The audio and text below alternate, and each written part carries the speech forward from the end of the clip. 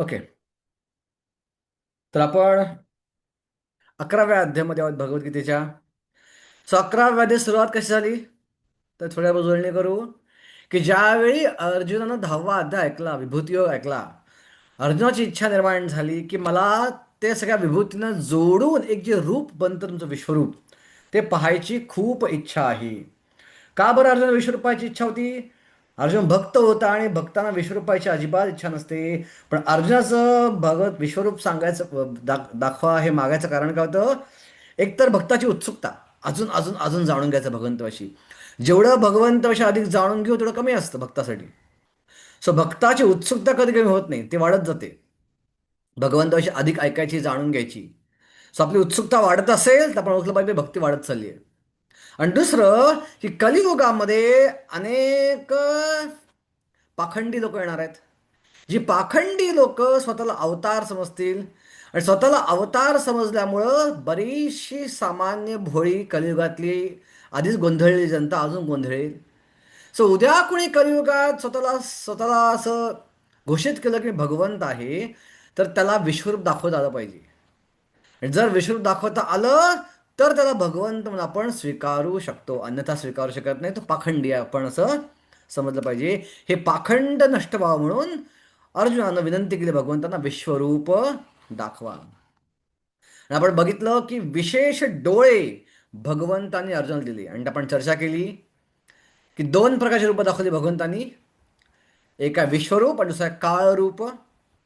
आणि तिसरी गोष्ट आपण ऐकली की कोणत्या प्रकारचे डोळे भगवंतांनी दिले अर्जुनाला? देवतांचे डोळे, दिव्य दृष्टीने देवतांचे डोळे, ज्या डोळ्यांद्वारे देवता भगवंतांना पाहतात. का देवता प्रार्थना करतात भगवंताकडं विश्वरूपाच्या माध्यमातून, की विश्वरूप समजून. ओम सहस्र शीर्षा पुरुषा सहस्राक्ष सहस्रपाद स भूमी विश्वतो मुखम. सगळं तुझे तोंड आहे, सगळे हात आहेत, हजारो हात आहेत, हजारो डोळे आहेत.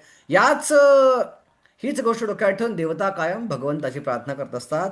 पण अर्जुन भगवंताचं द्विभुज रूप पाहत होता, जे फक्त प्रेमचक्षुद्वारे पाहता येतं, प्रेमांजनाद्वारे पाहता येतं. सर अर्जुनाकडे उच्च चक्षु होते, उच्च डोळे होते, प्रेमचक्षु. सो एका प्रकारे भगवंतांनी अर्जुनाला दिव्य डोळे दिले नाहीत, खालचे डोळे दिले, देवतांचे डोळे दिले. अर्जुन त्याच्या वरती होता भरपूर. आणि प्रेमचक्षुद्वारे भगवंताचं सुंदर सच्चिदानंद कृष्ण श्यामसुंदर रूप पाहत होता. सो ते झाकून देवता ज्या प्रकारे मला पाहतात ते डोळे भगवंतांनी अर्जुनाला दिले. आणि मग आपण आता श्लोक क्रमांक 10 पर्यंत, 9 पर्यंत झालेलं आपलं. आणि श्लोक क्रमांक 10 पासून ऍक्च्युली विश्वरूपात काय काय अर्जुन पाहिलं इथंपर्यंत आपण आलेलो होतो. तर 55 श्लोक आहेत टोटल अध्यायामध्ये, त्यापैकी 10 झालेले आहेत. 45 श्लोक आपण करायचा आज आपण पूर्ण करायचा प्रयत्न करूया. होऊ शकेल, विषय काही जास्त कन्सेप्ट त्याच्यावर नाही आहेत. मध्ये मध्ये तर कन्सेप्ट आहे तिथं आपण चर्चा करूया.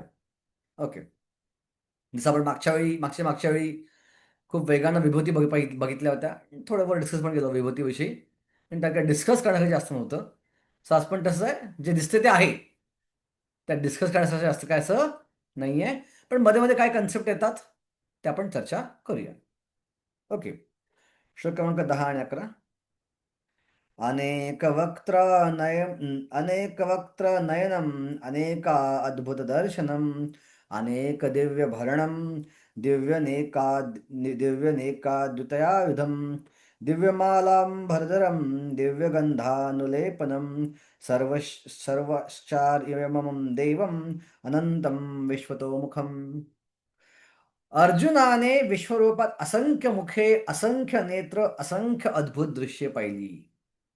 हे रूप अनेक अलौकिक अलंकाराने विभूषित झालेले, अनेक दिव्य शस्त्राने सज्ज झाले होते. आणि या विश्वरूपाने दिव्य वस्त्रे आणि माळा धारण केल्या होत्या. आणि अनेक दिव्य सुगंधी द्रव्यांचा त्यांच्या शरीराला लेप दिला होता. विश्वरूपाच्या सर्वच अद्भुत तेजस्वी आणि अनंत आणि सर्वव्यापी होती. सो बघा, सगळ्या अनंत अनंत अनंत गोष्टी अर्जुनानं पाहिल्या. असंख्य मुखी, असंख्य डोळे, असंख्य दृश्य पाहिली. सो वास्तविकपणे विश्वरूप पाहणं म्हणजे काय? अर्जुन विश्वच पाहतोय ऍक्च्युली. पण जे डोळे भगवंतांनी अर्जुनाला दिले आहेत, त्या डोळ्यांच्या माध्यमातून काय होते? डॉट्स जोडले जातात. जे काही डॉट्स आहेत ते जोडले जात आहेत आणि ते जोडून एकाच जागी एक रूप अर्जुनाला दिसत आहे. पण हे रूप काय शाश्वत रूप नाहीये. हे रूप विश्वाबरोबर नष्ट होतं. ज्या क्षणी विश्व नष्ट होतं, हे विश्वरूप पण नष्ट होतं. सो भगवंताचे स्वरूप रूप नाहीये. भगवंताचे सच्चिदानंद रूप नाहीये. विश्वरूप आहे. म्हणून विश्वरूपाची पूजा ही खूप खालच्या दर्जाची पूजा समजली जाते. सो अर्जुन काय पाहतोय? अनंत अनंत पाहतोय म्हणजे विश्वच पाहतोय. फक्त जोडणारे डोळे मात्र भगवंतांना देऊन एका रूपाच्या माध्यमातून विश्व पाहतो आहे. सो हे काल्पनिकच आहे ऍक्च्युली. दिवि सूर्यसहस्रस्य भवेद्योगपथितः यदि भासदृशी स्यात् यदि बा सदृशी स्यात् अद्भुत स्यात् अद्भुत स्यात् भासतस्य महात्मनः.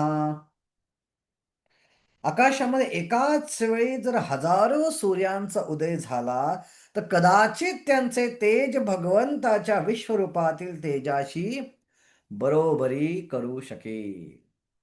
कल्पना करा, एका सूर्याचं तेज केवढं आहे.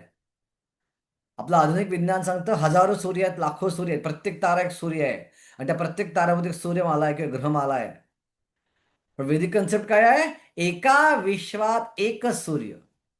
13व्या अध्यायात गीतेमध्ये पाहणार आहोत. यथा प्रकाशयती लोकम एकम कृष्णम इमम रवी क्षेत्रम क्षेत्री तथा देहे प्रकाशयती भारतः. की आत्म्याची तुलना सूर्याशी केली आहे. ज्यामुळे एकाच विश्वात एकच सूर्य आहे जो संपूर्ण विश्वाला प्रकाश देतो. सो ही थेअरी आहे मॉडर्न सायन्सची की लाखो सूर्य आहेत, कोट्यावधी सूर्य आहेत. ही थेअरी चुकीची आहे.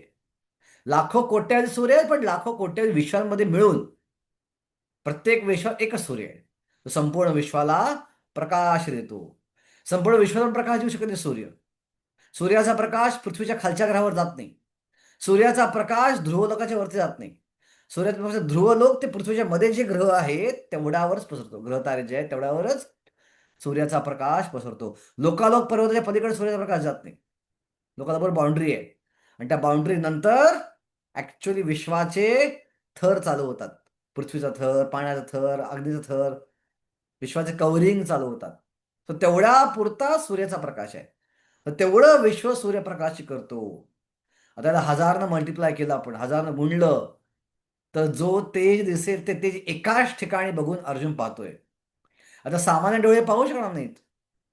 म्हणून ते दिव्य देवतांच्या डोळ्याद्वारे तो हे तेज सहन करू शकतो, ते तेज पाहू शकतो. जसं सामान्य घरातली वायर पॉवर हाऊस मध्ये येणारा करंट जो आहे तो सहन करू शकणार नाही. ती वायर जळून जाईल. त्याला मोठी जाड वायर पाहिजे, जाड तार पाहिजे, खूप जाड तार पाहिजे. सो त्या छोट्या तर जाड तारेत आपण रूपांतर केलं तर ती तार पॉवर हाऊसचा करंट सहन करू शकेल. सो ती तार अर्जुन डोळ्याची क्षमता भगवंतांनी वाढवली होती एका प्रकारे, तेवढी तेज तो सहन करू शकेल. ओके. तत्रैकस्थं जगत्कृष्णं प्रविभक्तम् अनेकदा अपश्यं देवदेवस्य शरीरे पांडवस्तथा. त्यावेळी अर्जुनाने भगवंताच्या विश्वरूपामध्ये एकाच ठिकाणी स्थित असली परंतु अनंत ग्रहांमध्ये विभागलेली ब्रह्मांडाची विस्तृत रूपे पाहिली. बघा, एकाच ठिकाणी स्थित असली पण अनंत ग्रहांमध्ये विभागलेली ब्रह्मांडाची विस्तृत रूपे पाहिली. थोडक्यात अर्जुन काय केलं? एकाच ठिकाणी बसून संपूर्ण विश्व एकाच जागी पाहिलं. जसं आपण टीव्हीवरती संपूर्ण विश्व कधी पाहतो बसल्या बसल्या, युट्यूबवरती मोबाईलवरती पाहतो आपण काही गोष्टी एकाच जागी बसून पाहतो. किंवा यशोदा मातेनं एकाच ठिकाणी राहून बाळकृष्णाच्या तोंडामध्ये अख्खं विश्व पाहिलं होतं. तसं अर्जुन एकाच ठिकाणी वरून सगळं विश्व एकाच ठिकाणी पाहिलं. त्याला अजिबात हलावं लागलं नाही. जसं काय सगळं विश्व एकाच ठिकाणी आलं होतं. असं कसं होऊ शकेल की रथामध्ये बसून अख्खं विश्व कसं काय पाहू शकेल तो अर्जुन? हे पाहू शकतो भगवंताच्या अनंत कृपेद्वारे. ब्रह्मविमोहन लीलेमध्ये पाहतो आपण की ब्रह्मविमोहन लीलेमध्ये जी वासरं आणि मित्रांना ब्रह्मदेवाने चोरलं होतं आणि भगवंतांनी सुद्धा विस्तार केला होता मित्रांमध्ये आणि वासरांमध्ये. म्हणजे ब्रह्मदेवाने पाहिलं काय झालं? प्रत्येक वासराचं रूपांतर, प्रत्येक मित्राचं रूपांतर महाविष्णूमध्ये झालं आणि त्या महाविष्णूच्या प्रत्येक छिद्रातनं कोट्यावधी विश्व बाहेर पडली. आणि ते कोट्यावधी विश्व ही अशी झिप पाहिली नव्हती, एक्झॅक्ट डायमेन्शनची होती. ऍक्च्युली लांबी जी ऍक्च्युली विश्वाची लांबी रुंदी आहे तेवढ्याच लांबी रुंदीची होती. आणि सगळं गोष्टी ब्रह्मदेव एका छोट्याशा वृंदावनातल्या एका छोट्या जागेत पाहत होता. सो एका छोट्या वृंदावनातल्या जागेत अख्खी विश्व कशी काय बसतील? बस शकतात. बशकता जर भगवंतानी ठरवलं तर. एकदा महाराजांना प्रश्न विचारला एका व्यक्तीनं की कुरुक्षेत्राच्या भूमीवर एवढी माणसं कशी काय बसू शकतील, 166 कोटी. भगवंत म्हणले महाराज म्हणले की जर भगवंताने ठरवलं तर भगवंत एका पाण्याच्या थेंबामध्ये अख्खं विश्व घालू शकतात. सो म्हणूनच अख्खं विश्व एका तत्र एकस्थम एका जागेवरून अर्जुन अख्खं विश्व पाहू शकत होता. ओके. आणि तात्पर्य प्रभुपाद लिहितात सृष्टीमध्ये अनेक ब्रह्मांड अनेक ग्रहलोक आहेत, त्यापैकी काही भूमीपासून, काही सुवर्णापासून, तर काही रत्नांपासून बनलेले असतात. बघा, असे काही ग्रह आहेत जे सोन्याचे बनलेले आहेत, असे काही ग्रह आहेत जे रत्नांचे बनलेले आहेत, असे काही ग्रह आहेत जे बर्फाचे बनलेले आहेत, असे काही ग्रह आहेत जे धुळीचे बनलेले आहेत, असे काही ग्रह आहेत जे पाण्याचे बनलेले आहेत. जगामध्ये कुठले कुठले समुद्र आहेत? आपल्या पृथ्वीवर फक्त खाऱ्या पाण्या समुद्राचा अनुभव आहे. पण जगामध्ये गोड्या पाण्याचा समुद्र पण आहे, दुधाचा समुद्र आहे, दह्याचा समुद्र आहे, मधाचा समुद्र आहे, दारूचा समुद्र आहे. दारूचा पण समुद्र असला ग्रह आहे जगामध्ये. बघा, श्रीमद भागवतच्या 5व्या स्कंदात माहिती मिळते. आणि या सगळ्या गोष्टी अर्जुन एका ठिकाणी उभं राहून पाहू शकत होता. आता असं कोणी पाहिलं अचानकपणे तर काय होईल? विस्मित होईल, दचकून जाईल, गोंधळून जाईल. आणि तसंच काहीचं अर्जुनाचं झालं. ततस्सा विस्मयाविष्टो हृष्टरोमा धनंजया प्रणम्य शिरसा देवं कृतांजलिरभाषत. त्यानंतर भ्रमित आणि आश्चर्यचकित होऊन अंगावर रोमांच उभारलेला अर्जुन प्रणाम करण्यासाठी नतमस्तक झाला आणि हात जोडून त्याने भगवंताची प्रार्थना करण्यास प्रारंभ केला. सो अर्जुनामध्ये एक अद्भुत रसाची उत्पत्ती झाली, विस्मय रसाची उत्पत्ती झाली. 12 प्रकारचे रस असतात. माहिती आहे कोणते 12 रस आहेत? देवेंद्र प्रभू माहिती आहे का तुम्हाला 12 रस कोणते आहेत?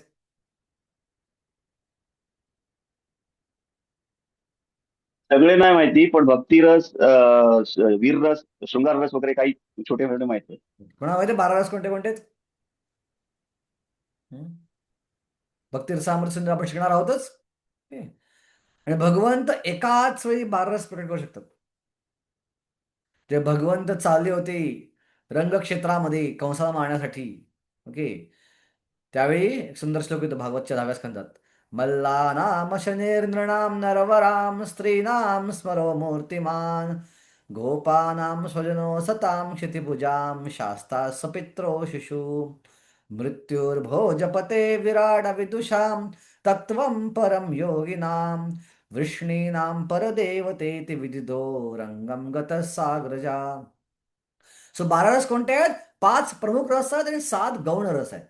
5 मुख्य आणि 7 गौण. सो प्रमुख रस कोणते आहेत? शांत, दास्य, साख्य, वात्सल्य आणि माधुर्य. हे 7 प्रमुख रस आहेत. आणि 5 प्रमुख रस आहेत. आणि 7 गौणरस कोणते कोणते आहेत? तर हास्य, अद्भुत, अद्भुत म्हणजे आश्चर्यचकित. आणि अर्जुन थोडा आश्चर्यचकित झाला, तर अद्भुत रस उद्याच्या अर्जुनामध्ये झालाय. त्यानंतर वीर्य, वीर्य म्हणजे शिवलरी किंवा हिरोइझम, जो भीष्म आणि कृष्णामध्ये रस होता. भीष्माला कृष्णाला कसे पाहिजे इच्छा होती? रक्तबंबा झाले, अंगात बाण घुसलेले, हातात शस्त्र घेऊन मला मारायला आले चिडून. ह्याला म्हणतात वीररस, जो योद्ध्याचा असतो. युद्धाला युद्धाला कसं मरण यावं असं वाटतं? तोफांच्या आवाजात, गोळ्यांच्या भणभणाटात मला मरण यावं असं एका योद्ध्याची इच्छा असते. तो वीर्यरस असतो. सो भीष्म आणि कृष्णामध्ये वीररस होता. ओके. सो वीर्यरस. त्यानंतर करुणरस. करुणरस म्हणजे कोणता रस? तर करुण म्हणजे कंपॅशन, करुणा असते. सो तो एक कृष्ण आणि भक्तामध्ये रस असतो. त्यानंतर रुद्र, रौद्र रस म्हणजे राग, राग असा एक रस आहे ऍक्च्युली. भक्त आणि भगवंत रागाचा पण एक रस असतो. गोपी कधी रौद्र व्हायच्या भगवंतावर, तो एक रस आहे, ते चिडायच्या. त्यानंतर भयानक, भयानक म्हणजे भीती, घाबरायला होतं. सो पुढे जेव्हा आपण पाहणार काही श्लोक झाल्यानंतर जेव्हा अर्जुन काल रूप पाहिजे भगवंताचं, तो भयानक रसात जाईल. आता तो अद्भुत रसात आलाय, आश्चर्यचकित झाला तो. ओके. आणि बिभत्स रस, बिभत्स म्हणजे घाणेरडा, अश्लील, डिस्गस्टिंग. ओके. त्याला म्हणतात बिभत्स रस. असे 12 रस आहेत.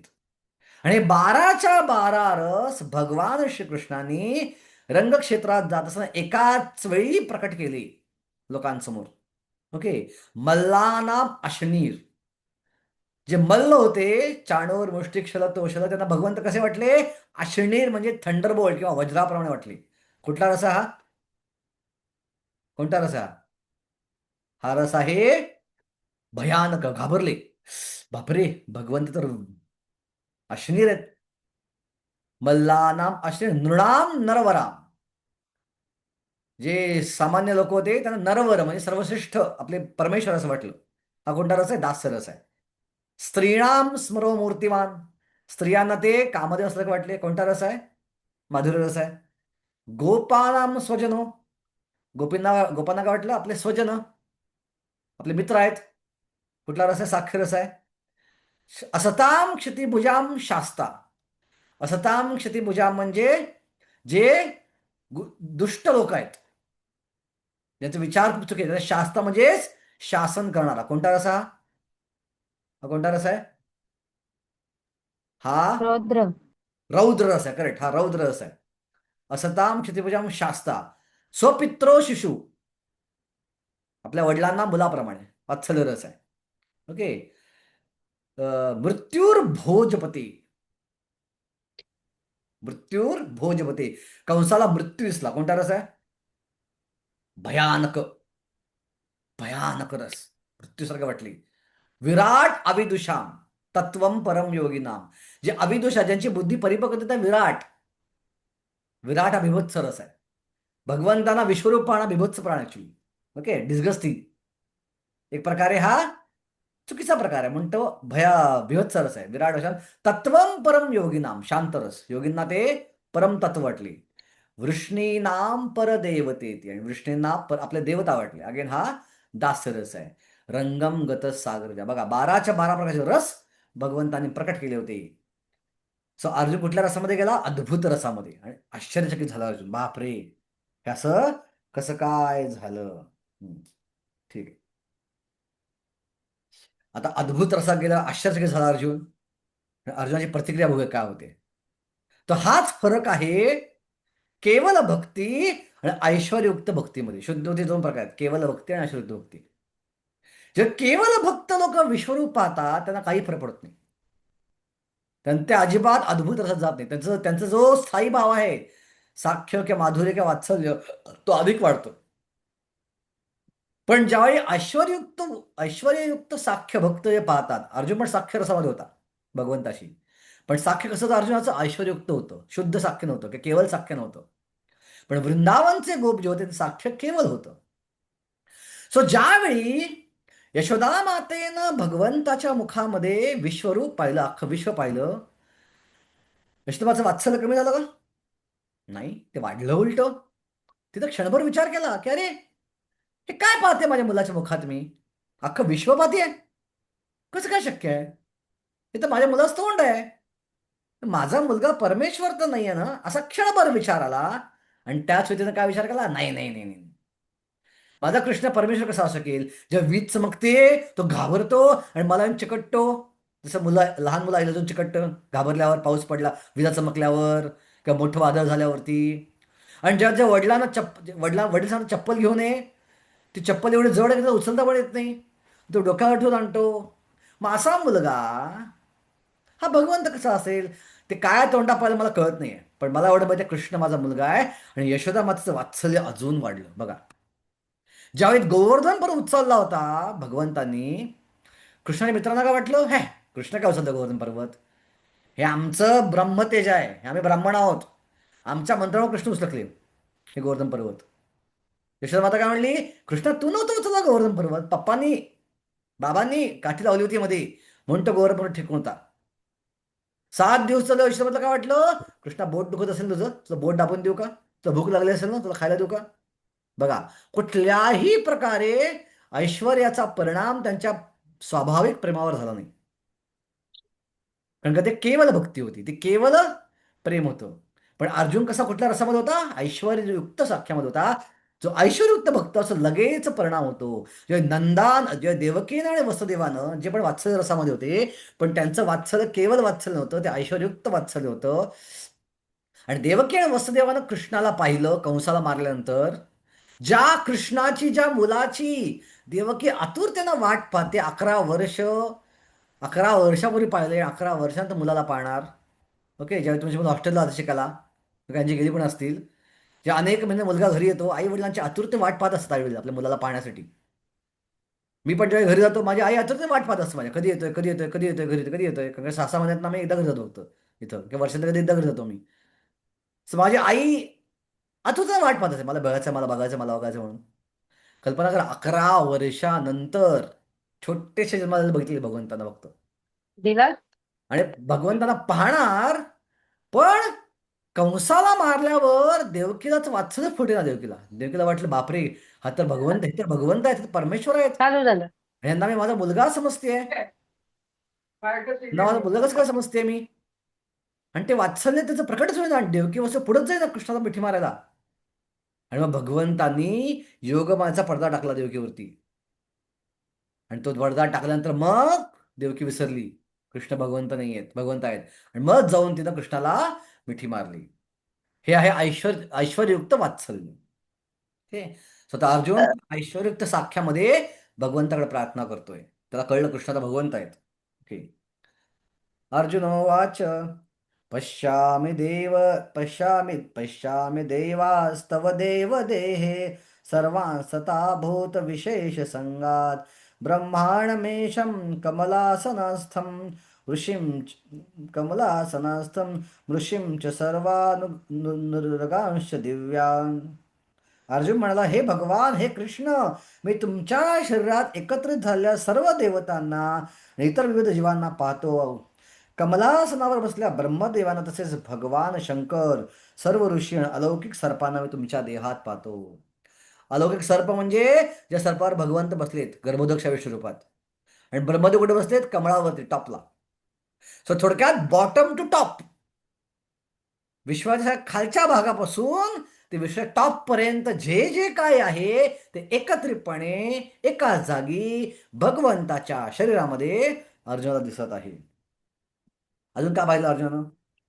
अनेक बाहुदरवक्त नेत्रम पश्यामि तां सर्वतो अनंत रूपम नान्तं च नान्तं न मध्यम न पुनस्तवादिं पश्यामि विश्वेश्वर विश्वरूपम. हे विश्वेश्वर, हे विश्वरूप, तुमच्या देहामध्ये मी अमर्याद सर्वत्र पसरल्या असंख्य भुजा, उदरे, मुख आणि नेत्रांना पाहतो आहे. तुमच्यामध्ये मला आदी मध्य आणि अंत काहीच दिसत नाहीये. या विश्वाला अंतच नाहीये. या विश्वाला आदी अंत मध्य शोधणं फार अवघड आहे. ओके. सायंटिस्ट लोक जे करतायत प्रयत्न विश्वाचा अंत शोधायचा, ओके, आणि हजारो हजारो हजारो लाखो प्रकाश दूरचा प्रयत्न करतायत, पण त्यांना अंत मिळत नाहीये. का बरं? कारण का ते त्याच ठिकाणी घिरट्या मारतायत, एकाच ठिकाणी घिरट्या मारतायत. जसं दामोदर लिहिला आहे, दामोदर विश्वामधलं काय वाटायचं, आत्ता एक दोरी बांधले तर ही दोन बोटे मिटून जातील, अजून एक दोरी बांधली तर ही दोन बोटे जागा संपून जाईल, अजून एक दोरी बांधली तर दोन संपून जाईल. पण ती आपली तुला कळतच नाही की दोन बोटांची जागा अख्खी दोरी बांधून संपवण्याचं तर काय वेगळं चाललं इथं. पण विश्वामध्ये बांधते बांधते बांधते बांधते, हे सायंटिस्ट लोक जास्त प्रकार चाललेत. ते विश्वाचा अंत शोधायचा प्रयत्न करतात, पण तिथे घिरट्या मारतायत. आणि त्याला कळतच नाही, अरे तेवढंच आहे अजून तर. आपण जेवढे पहिल्या 200 300 वर्षापूर्वी जेव्हा आपण दूर होतो विश्व शोधण्याच्या, आपण तेवढेच दूर होतो अजून. मृत्यूच्यावर उपाय शोधा, पण तेवढेच दूर होतो अजून. हे सायंटिस्ट लोकांना कळत नाहीये. ओके. किरीटिनं गदिनं चक्रिणं च तेजो राशिं सर्वतो दीप्तिमन्तं पश्यामि त्वां निरीक्षं समन्ता दीप्तानलार्का द्युतिप्रमेयम्. तुमचे रूप अनंत अत्यंत तेज पुंज असल्याने ते पाहणे कठीण आहे. हे तेज प्रज्वलित अग्नी किंवा सूर्याच्या अपरिमित तेजाप्रमाणे सर्वत्र व्यापलेले आहे. तरीही अनेक मुकुट आणि गदा चक्रांनी सुशोभित झालेले कांतिमान रूप मी सर्वत्र पाहत आहे. तेज एवढा आहे की ते डोळ्यात बसणं अशक्य आहे, पण तुमच्या कृपेनं मी पाहू शकत आहे. ओके. सो कधी कधी वाटतं आपला भगवत धामाजवळ अशक्य आहे फार, किती अनर्थ माझ्यावर होतात. मला वाटतं असं कधी कधी, बापरे एवढे अनर्थ आहेत, वासना जातच नाही आहेत, राग जातच नाही आहे, इच्छा संपतच नाही आहेत. खरोखर या जन्मात भगवत धामात जाऊ शकेल का नाही, वाटतं वृषाली माताजी असं? हो हो प्रभूजी, मला तर रोजच वाटतं. हा, रोज वाटतं, सगळ्यांना वाटतं असं. का अनर्थ निवृत्ती डोंगराप्रमाणे फार उंच आहे. आणि डोंगर संपतच नाही, तो चढतोय चढतोय चढतोय चढतोय, डोंगर संपतच नाहीये. पण या श्लोकावर पण समजून घेतलं पाहिजे की शक्य आहे. हजारो सूर्याचं तेज डोळ्यानं पाहणं शक्य नाही, पण भगवंतांची कृपादृष्टी झाली तर शक्य आहे. सो भगवत धामात आपल्या प्रयत्नाद्वारे जाणं शक्य नाही. आपण असं ठरवलं, चला आज 16 माळा करतोय, उद्यापासून रोज 64 माळा चालू करतो आणि सगळ्या अनर्थ नष्ट करून टाकतो. यस, नाही होणार. 64 करा, 92 करा. ओके. चमच्यानं पाणी काढा समुद्रातनं, का भांड्यानं काढा, का बादलीनं काढा, का टंबरेतून काढा, समुद्रातलं पाणी संपणार आहे का लगेच? नाही संपणार आहे. टंबरेला जर काढायचा प्रयत्न केला, पिप पिप लावून जर समुद्रातलं पाणी काढायचा प्रयत्न केला, ठीक आहे, आता आपलं 16 माळाकडे चमच्यानं पाणी काढण्यापैकी असेल, 64 माळाकडे बादलीनं पाणी काढण्यापैकी असेल, पण समुद्रातलं पाणी संपणार नाही. आपले अनर्थ समुद्राप्रमाणे आहेत, कसे संपतील? पण समुद्र आटला तर आपण, भगवंताने समुद्र आटवला तर एका बादली पाणी संपू शकेल. सो आपले प्रामाणिक प्रयत्न बघून भगवंताची कृपा होते आणि भगवंत समुद्राला गायीच्या पायाच्या जे छाप पडतो जमिनीवर, त्यात जे पोळं पाणी बसेल तेवढ्या आकारावर करून ठेवतात, जो आपण सहजगत्या क्रॉस करू शकतो, सहजगत्या भगवत धामात जाऊ शकतो. सो म्हणून भक्ती करणं म्हणजे काय, भगवंताच्या कृपेची याचना करणं बस. माझ्या 16 माळावर काही शक्य नाहीये. माझ्या 16 माळावर काय करतो मी, प्रभुपादांना खुश करतोय. प्रभुपादांनी सांगितलं 16 माळा करा, मी प्रभुपादांना खुश करतोय. आणि प्रभुपादांना खुश केला, भगवंत खुश होतील आणि त्यांची कृपा दृष्टी जेव्हा पडेल ते प्रभुपाद रेकमेंड करतील, हा रेग्युलर 16 माळा करत होता, जरा ह्याच्यावर कृपा दाखवा. तर त्या कृपेच्या आधारावर भगवत धामात जाऊ शकू, शक्य आहे. जर आपण प्रभुपादांच्या वचनांचं सूचनेचं पालन करत राहिलो तर एक दिवस शक्य आहे, कारण का त्यांच्या कृपेद्वारे भगवंत खुश होतील. सध्या प्रभुपाद म्हणले भक्तांना, तुम्ही 70% शुद्ध व्हा, मी तुम्हाला भगवत धामात घेऊन जाईन. भक्त म्हणे 70%, बापरे खूप जास्त झालं, नाही शक्य. ओके, 50% शुद्ध व्हा. प्रभुपाद 50% खूप जास्त झालं. ओके, 30% शुद्ध व्हा. नाही प्रभुपाद, 30% खूप जास्त आहे. पण म्हणजे काही काळजी करू नका. कसे का असेल तुम्ही, तुम्ही फक्त जपा करता वा, मी तुम्हाला मागच्या दरवाजेनं भगवत धामात घेऊन जाईन. मला बॅकडोर एंट्री आहे, माझ्या विशेष पास आहे, बॅकडोर एंट्री. कधी मंदिरामध्ये आपण कधी लेट येतो, कार्यक्रम सुरू झाला आणि मंदिरात बसायला मिळत नाही आपल्याला, आपण फोन करतो प्रभूजींना, प्रभूजी मी आलोय जरा मंदिरात. प्रभूजी काय करतात, मागच्या दरवाजे होतात, चल बस गेला आतमध्ये. तर तशी प्रभुपादांकडे बॅकडोर एंट्री आहे भगवत धामात जाण्यासाठी. प्रभुपाद म्हटले, मी तुम्हाला बॅकडोर मध्ये घेऊन जाईन, फक्त इस्कॉन मध्ये राहा आणि मी सांगितलं नियमांचं पालन करत राहा. ओके, शक्य आहे. तर मग शरम, येस वृषाली माताजी. हरे कृष्ण प्रभूजी, आपल्या चरण प्रणाम, सर्व भक्तांना प्रणाम. प्रभूजी, जसं की भगवंत सांगतात की माझं सतत स्मरण करा, आणि प्रभुपाद पण सांगतात की भगवंताचं म्हणजे सतत स्मरण केलं पाहिजे. मग आपण 16 माळाच्या व्यतिरिक्त मी माझं सांगते, तर मला तर काही 16 माळामध्ये सुद्धा स्मरण होत नाही भगवंताचं. बरोबर आहे. तर अशी अशी जी अशी कंडिशन मध्ये सतत स्मरण करणं तर खूप कठीण आहे. मी एकदा तुम्हाला प्रश्न विचारला होता जीईव्ही मध्ये, गीता क्लासमध्ये, की मी भगवंताचं सतत स्मरण कसं करू. तर तुम्ही म्हणलात की जोपर्यंत तुमच्यामध्ये तृणादपि सुनिचेन हा येणार नाही गुण, तोपर्यंत भगवंताचं सतत स्मरण होणं शक्य नाही. बरोबर. तर मला नेहमी वाटतं की मी म्हणजे 16 माळा करून फक्त भगवत धामात जाऊ शकते का? हा, 4 नियमाचं 16 पालन माळा आणि करता आपली 16 भावना माळा. अशी असेल, 16 माळा करता आपली भावना अशी असेल की मी 16 माळा करतोय, मी 16 माळा केल्या तर मी अनर्थावर विजय मिळवू शकेन, ही आपली भावना असेल तर आपण जाऊ शकणार नाही भगवंताकडे. आपण 16 माळांचा वापर फक्त आणि फक्त अनर्थ निवृत्तीसाठी केला तर भगवंतामध्ये जाऊ शकणार नाही.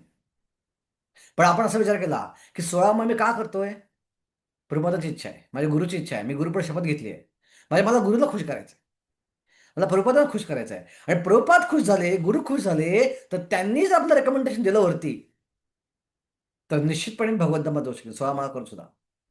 ही आपली भावना असेल. ओके, मला या 16 माळांद्वारे कृष्णाला खुश करायचं आहे. ठीक आहे, मी माझ्या परीने प्रयत्न करतोय. माझा प्रयत्न असा असतो की कधी कसं म्हणजे असं खुश करीन. माझं मन भटकतंय मान्य करतो मी. मला झोप येते मान्य करतो मी.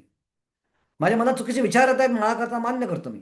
पण तरी पण माझी इच्छा काय आहे की या माळाद्वारे मला आवडो न आवडो, मला शुद्धीकरण हो न हो, मला भगवंतांना खुश करायचं आहे. आणि भगवंतांची सेवा करायची आहे, भगवंतांना खुश करायचं आहे, गुरूंना खुश करायचं आहे, प्रभुपादांना खुश करायचं आहे. या भावनेने जर केल्या तर त्या माळांच्या पाठीमागे या सगळ्या लोकांची शक्ती असते. जसं एक चिमणी होती, चिमणीने ठरवलं समुद्र आटवायचं, शक्य होतं चिमणीला नाही, म्हणजे गरुड आला, गरुड पंख हरवले, समुद्र घाबरला. सो त्याचप्रमाणे या भावने आपण माळा केल्या तर निश्चितपणे आपण 16 माळाकडचा भगवंतामध्ये जाऊ शकतो. कारण त्यामागं मग भगवंताची शक्ती येते. त्यामागं भगवंत आपला हात उचलतात, आपला प्रत्यक्ष उचलून भगवत धामात घेऊन जातात, आपल्या माळा, आपल्या प्रामाणिक भावनेनं केलेल्या माळा बघून. ओके. जी प्रभूजी, म्हणजे आपली त्याच्या मागची भावना जी आहे तीच आपल्याला कृपा माझ्या एफर्ट, प्रदान भक्ती करू म्हणजे शकते. आपल्या एफर्टवर काय अवलंबून आहे, भक्ती म्हणजे कृपेवर अवलंबून आहे. हं.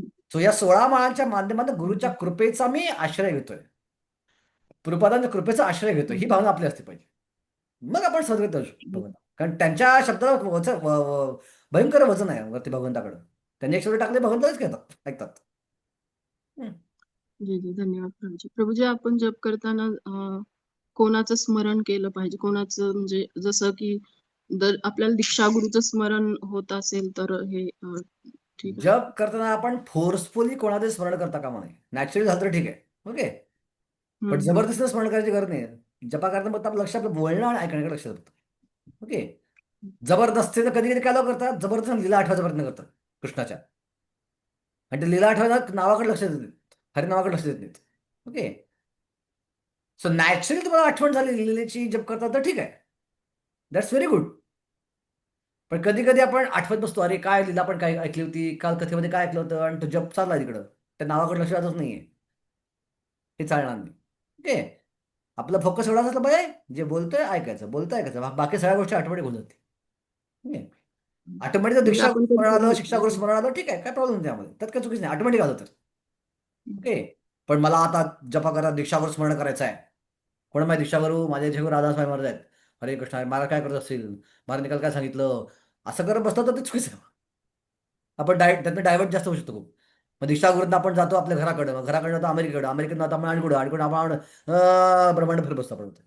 सुरू होते एका ठिकाणी, एंड दुसऱ्या ठिकाणी होऊन बसतो. ओके. ठीक आहे प्रभू, धन्यवाद. ओके. तमक्षरं परमं वेदितव्यं, त्वमस्य विश्वस्य परं निधानं, त्वमव्ययः शाश्वतधर्मगोप्ता, सनातनस्तं पुरुषं मतो मे. तुम्ही परम आद्य अक्षर ज्ञेय आहात, संपूर्ण विश्वाचे परम आश्रयस्थान तुम्ही आहात. कारण सगळं विश्व पाहतात अर्जुन भगवंतामध्ये, म्हणून आश्रय आहात तुम्ही.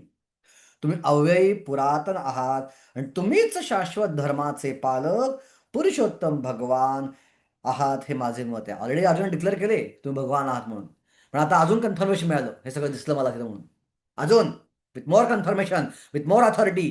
ओके, मी सांगतो की तुम्हीच परमेश्वर आहात.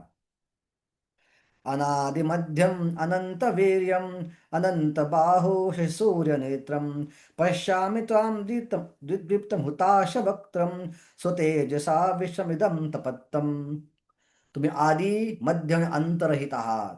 तुमचा महिमा आगाध आहे. तुम्हाला असंख्य बाहू आहे, चंद्र आणि सूर्य नेत्र आहेत. तुमच्या मुखातून बाहेर पडणारा अग्नी संपूर्ण विश्वाला तुमच्या तेजाने तप्त करीत असल्याचे मी पाहत आहे. आणि म्हणून यज्ञामध्ये आपण आहुती का देतो? यज्ञ म्हणजे काय आहे? अग्नी म्हणजे काय? भगवंताचं मुख आहे.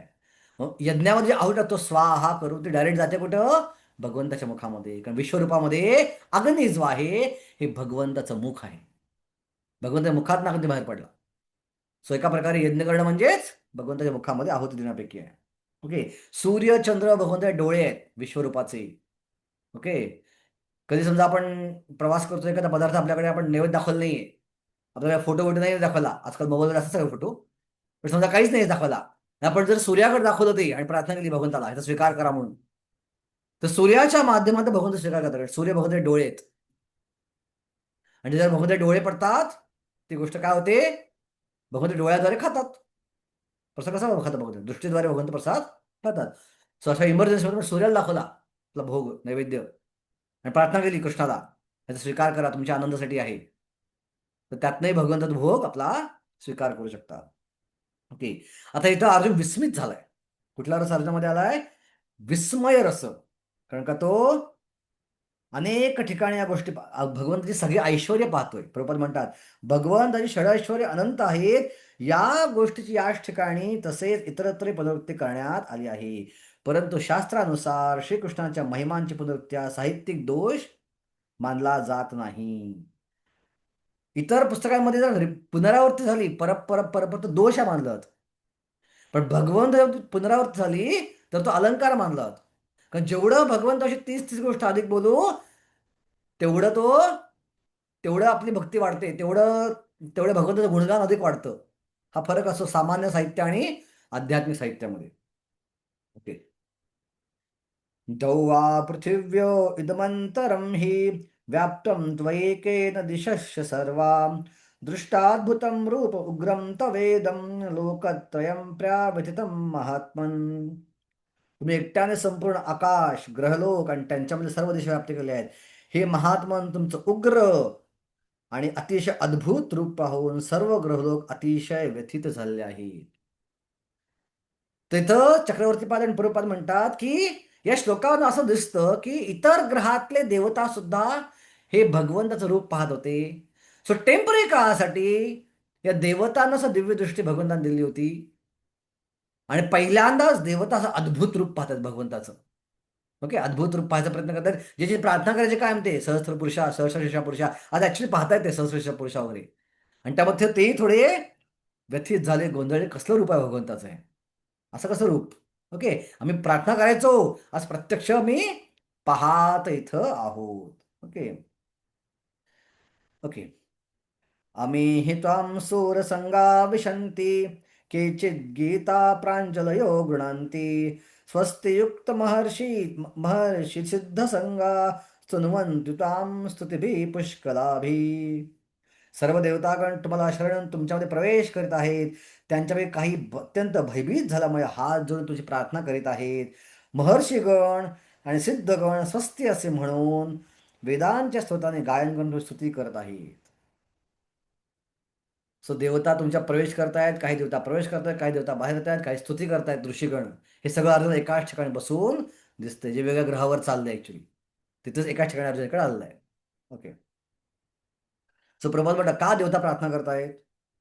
सर्व भुवनातील देवदेवता विश्वरूपाच्या भयंकर रूपाने प्रखर तेजाने भयभीत झाल्या आहेत आणि म्हणून रक्षणार्थ ते भगवंताची प्रार्थना करीत आहेत. ओके. रुद्रादित्या वसवो ये च साध्या विश्वेश्विनो मृतश्चोमपाश्च गंधर्व यक्षा सुरसिद्ध संगा वीक्षन्ते त्वां विस्मितशैच्च सर्वे. काय पाहिलं अर्जुन अजून? रुद्रगण, आदित्यगण, वसुगण, साध्यगण, विश्वदेव, अश्विनी कुमार, मृदगण, पितृगण, गंधर्व, यक्षगण, असुर, सिद्ध देवता विस्मित होऊन तुम्हाला पाहतायत. देवतांचे वेगळे प्रकार आहेत हे. मध्ये एक व्हिडिओ व्हायरल युट्यूबवरती होता, 33 कोटी देव आहेत, 33 फक्त देव आहेत, असा व्हिडिओ काही व्हायरल झाला होता. मला अनेक प्रश्न होते, नक्की 33 देव का 33 कोटी देव आहेत? 33 देव नाही आहेत, 33 कोटी देव आहेत. त्या कोटीचा अर्थ वेगळा काढला होता. 12 आदित्य, 11 रुद्र आणि असं करत 33 आकडा केला होता. नाही नाही नाही, हा आकडा चुकीचा आहे. ऍक्च्युली संख्या 33 कोटी आहेत. ओके. इथंच बघा किती आकडा झाला. रुद्रगण आहेत 11, मृदगण तर 49 आहेत, आदित्यगण 12 आहेत, वसुगण भरपूर अनंत आहेत, साध्यगण भरपूर आहेत, विश्वदेव भरपूर आहेत, अश्विनी कुमार 2 आहेत, पितृ भरपूर आहेत, वेगवेगळे बरं देवता आहेत. इथंच 100चा आकडा होतो. तर 33 आकडा कसा असेल? 33 कोटी ऍक्च्युली आहे तो आकडा. ओके. रूपं महत्ते बहुनेत्रवक्त्रं महाबाहो बहुबाहुरूपपादं बहूदरं बहुदष्ट्रं करालं दृष्ट्वा लोका व्याव्यथितास्तमा तथाहं. हे महाबाहो, देवांसहित सर्व लोक तुमचे अनेक नेत्र, मुखे, भुजा, जांघा, पाय, उदरे आणि अनेक 11 दाढा असणारे महाकाय रूप पाहून अतिशय व्यथित झाले आहेत. आणि त्यांच्याप्रमाणे मी सुद्धा व्यथित झालो आहे. आता ओके, भगवंतांनी ओके दोन प्रकारची रूपं दाखवली. जसं आधी म्हटलं तुम्ही, एक विश्वरूप होतं आणि एक कालरूप होतं. आता भगवंतांनी विश्वरूपाचं रूपांतर केलं कालरूपामध्ये. आणि भगवंताचं कालरूप फार भयानक आहे. ओके, काळ काय आहेत? काळ म्हणजे काय? जसं प्रकृती भगवंताची ऊर्जा आहे, काळ ही भगवंताची ऊर्जा आहे का? नाही. काळ ही भगवंताची ऊर्जा नाही, काळ हे भगवंताचं रूप आहे. काळ म्हणजेच भगवंत आहेत. काळ आणि भगवंत अभिन्न आहेत. ती ऊर्जा नाही सेपरेटेड भगवंताची, भिन्ना प्रकृती. भूमिराप अनल वायू खम मन बुद्धी रेवाचं म्हणतो आपण, तसं काळ नाहीये.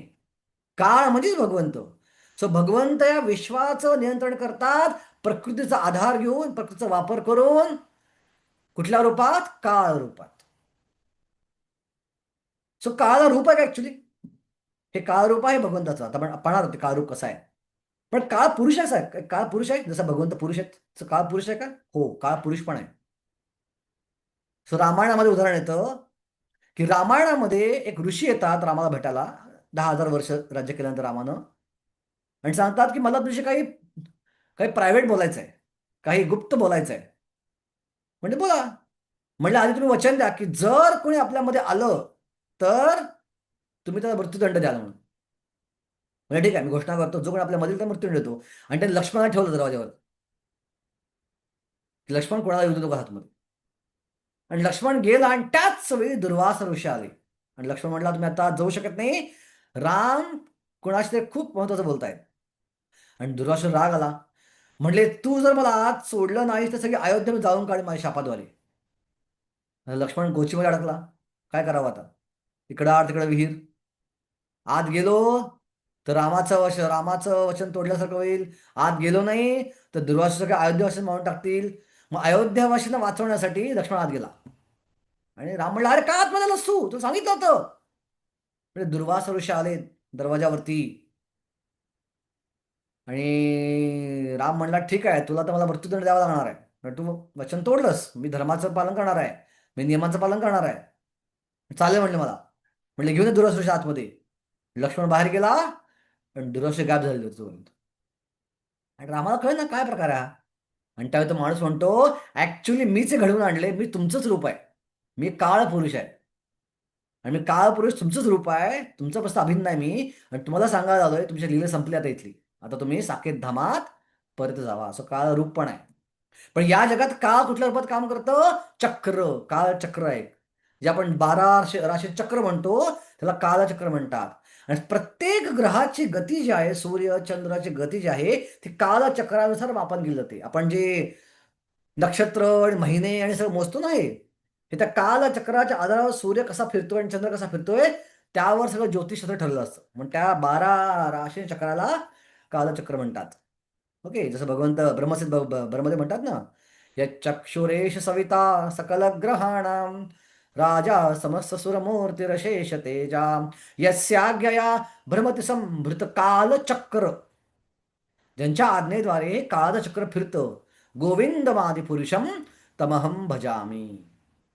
सो काळ रूप पण आहे, काळ चक्र पण आहे, आणि काळ अदृश्य रूपात पण या विश्वाचं नियंत्रण करत आहे. अशी अनेक काळाची रूपं आहेत. पण काळ हा भक्तांवर काम करत नाही. दुसऱ्या स्कंदात श्लोक येतो, आयुर हरति वै पुंसा उद्यम अस्तम चैनसू तस्यार्थे क्षणो नीत उत्तम श्लोक वार्तया. प्रत्येक सूर्याच्या उगवण्या मावळण्याबरोबर आयुष्य संपते. लोकांचं आयुष्य संपत चाललंय. एक्सेप्ट कोणाचं? जे भगवंताच्या कथेमध्ये राहत आहेत. भगवंताच्या कथेमध्ये राहत त्याच्यावर काळ काम करत नाही. याचा अर्थ काय? याचा अर्थ काळ जो आहे भक्तांसाठी भगवंताची इच्छा असते. भगवंताचे काळ काम भक्तांच्या मध्ये काळ काम करत असं वाटत असेल तर ते आपल्या कर्माद्वारे किंवा प्रकृतीद्वारे झालं नाहीये, ते भगवंताची इच्छेने झालं आहे. भगवंताची पर्सनल इच्छा आहे. आणि त्या पर्सनल इच्छेद्वारे काळ आपल्यावर काम करतो. डायरेक्टली काळ आपल्यावर काम करू शकत नाही. ओके. आता काळरूप भगवंताचा आपण पाहणार आहोत. ओके. नभस्पृशं दीप्त अनेकवर्णं व्यात्तान् अनैनं दीप्तविशालनेत्रं दृष्ट्वा हि त्वां पर्यावथितम् अंतरात्मा धृतिं न विन्दामि शमं च विष्णू. हे सर्वव्यापी विष्णू, अनेक तेजस्वर्णाने युक्त तुम्ही आकाशास भिडलेली तुमची आव असलेली मुखी, प्रदीप्त विशाल नेत्र असलेले रूप पाहून माझे मन भयाने व्यथित झाले आहे. त्यामुळे मी धैर्य आणि मानसिक संतुलन राखू शकत नाही. आता काळ रूप बघितलं अर्जुन घाबरला. मगाशी काय झालं अर्जुन? विस्मित झाला होता, अद्भुत रसामध्ये होता. आता अर्जुन भयानक रसामध्ये आला, तो घाबरला काळ रूप पाहून भगवंताचं. ओके. काय पाहिलं काळ रूपात भगवंताच्या? दंष्ट्रा कलारा कला कला कलानी च ते मुखानी दृष्टैव कालान बसन्निभानी दिशो न जने न लभे च शर्मा प्रसीद देवेश जगन्निवास. हे देवदेव, हे जगन्निवास, कृपया माझ्यावर प्रसन्न व्हा. तुमची मृत्यूरूपी प्रज्वलित मुखे अकराळ विक्राळ भयंकर दाढा पाहून माझे संतुलन राखू शकत नाही. सर्व बाजूंनी मी गोंधळलो आहे. ओके. मला हे रूप बघवत नाही, भयानक आहे. अंगात बघायची हौसच नाही अर्जुनाला, हौस फिटली. ओके. सो कधी कधी अतिउत्साह या गोष्टीवर बघायला जातो, पण ती हौस फिटली म्हणतो बास बास बास बास, हौस फिटली माझी, बास झाला आता. मार्कंडेयची हौस झाली अशीच. काय हौस झाली होती? भगवंताची माया पाहिजे. मार्कंडेय ऋषींची प्रार्थना भगवंताने पूर्ण केली. मार्कंडेय ऋषीने अचानक पाहिलं की सगळं पाणीच पाणी झालंय आणि त्या पाण्यावरती एक छोटेसे बाळकृष्ण हातात आपला अंगठा तोंडामध्ये घेऊन एका वडाच्या पानावर तरंगत आहेत. म्हणजे हा कुठला पोरगा आला इथं? आणि त्या पोराकडे गेले आणि डायरेक्ट त्या पोटा घुसले. आणि पोटा घुसल्यानंतर बघितलं, अरे जग नॉर्मल आहे, इथं तर पाणी काहीच नाही आहे. इथं झाडं आहेत, डोंगर आहेत, माणसं आहेत, सगळं काम चाललंय. आणि परत तोंडातनं बाहेर आली. परत पाहिलं पाणी पाणी पाणी आहे, परत तोंडात आलेली. असं अनेक वर्ष चाललं. त्यांचं कळलं भगवंत हे माया काय आहे, कळलं. बास बास बास, बघितली माया, गोंधळलो मी, नको माया, नॉर्मलला या परत. अर्जुनाची अवस्था काहीशी अशीच झाली होती. ओके. काय पाहिलं काळ रूपात त्यांनी? आम्ही च त्वं धार्तराष्ट्रस्य पुत्र सर्वे सहैवा वनिपाल संगै भीष्म द्रोण सूत पुत्रस्तथासो सहस्मदीयैरपि योधमुख्यै वक्त्राणि ते त्वं मरणाविशन्ति द्रंष्ट्रा करालानि भयानकानि केचिद्वलिग्ना दशान्तरेषु संदृश्यते तरुत्तमांगै. स्वपक्षीय राजांसही सर्व धृतराष्ट्रपुत्र भीष्म द्रोण कर्ण आणि आमच्या पक्षातले प्रमुख योद्धेही तुमच्या भयंकर मुखात त्वरित प्रवेश करीत आहेत. आणि काही जण तुमच्या दातांमध्ये अडकून त्यांच्या मस्तकांचा चुराडा झाल्याचे मला दिसत आहे. अर्जुन भविष्य पाहत एका प्रकारे काय पुढं होणार आहे. इनडायरेक्टली काळ रूप दाखवून भगवंता का सांगता अर्जुनाला, अहो तू म्हणतो युद्ध करणार नाहीस तू, पण मी ऑलरेडी लोकांना मारून ठेवलाय. तू युद्ध कर न कर, मी यांची हत्या केलेली आहे. तो दिसते बघ माझ्या काळ रूपात. धृतराष्ट्र, दुर्योधन वगैरे सगळे चिरडले गेलेले आहेत ऑलरेडी. भीष्म मरणार आहेत, द्रोण मरणार आहेत, कर्ण मरणार आहेत, सगळे मरणार आहेत. सो कर्णापासून घाबरायचं कारण नाही आहे, भीष्मापासून घाबरायचं कारण नाही आहे. हे सगळे चिरडले गेलेले आहेत. इव्हन तुमच्या पक्षात लोक पण चिरडले गेलेले आहेत. दुष्टदुम्न, विराट, नरेश हे सगळे मरणार आहेत या युद्धामध्ये. अभिमन्यू मरणार आहे युद्धामध्ये. तर त्या लोकांना पण दर्शन भगवंताने करून दिलं. सो एक कथा आहे ते महाभारतामध्ये.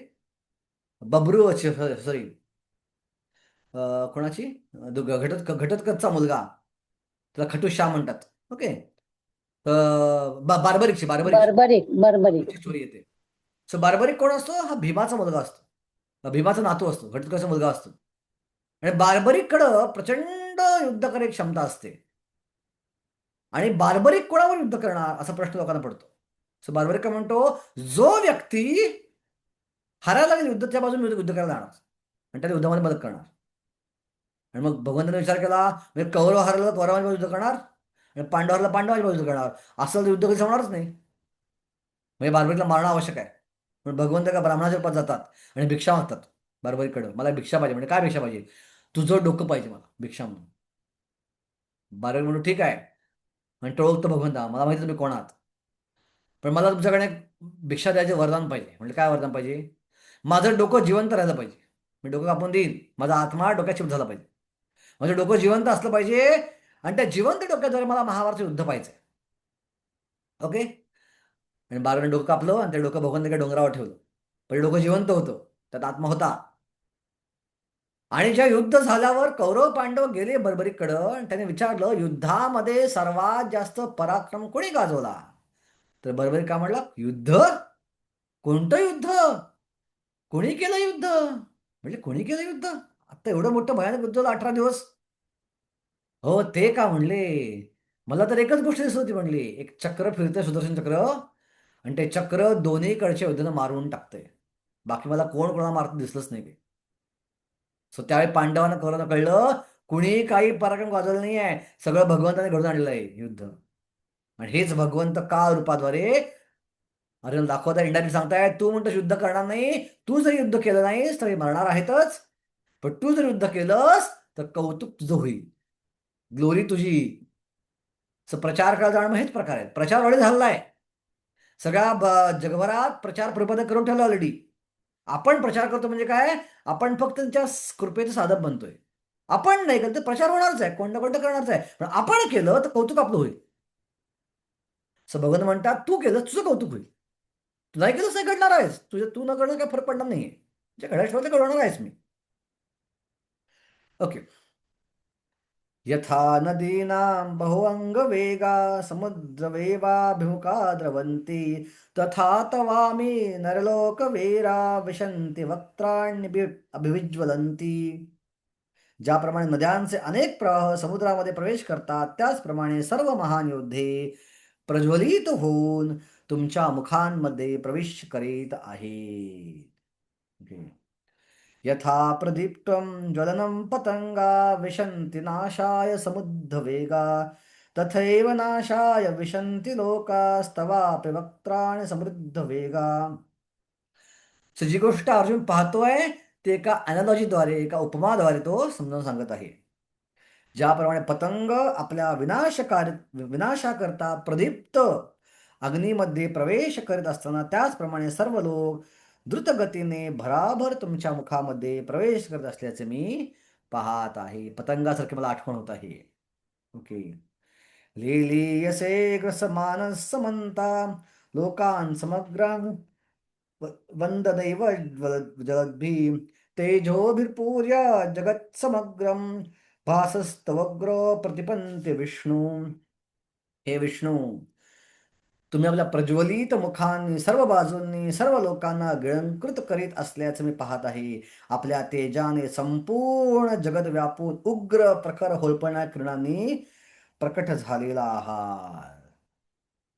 हे 4-5 श्लोक जे पाहिले आपण, ते कालरूप होतं, प्रकट, तेज, ज्वलंत, ज्याच्या दातामध्ये लोक प्रवेश करतायत, चिरडली जात आहेत, सगळे मरतायत, भविष्य दिसतं ज्याच्यामध्ये पुढे काय होणार आहे ते सगळं दिसतंय.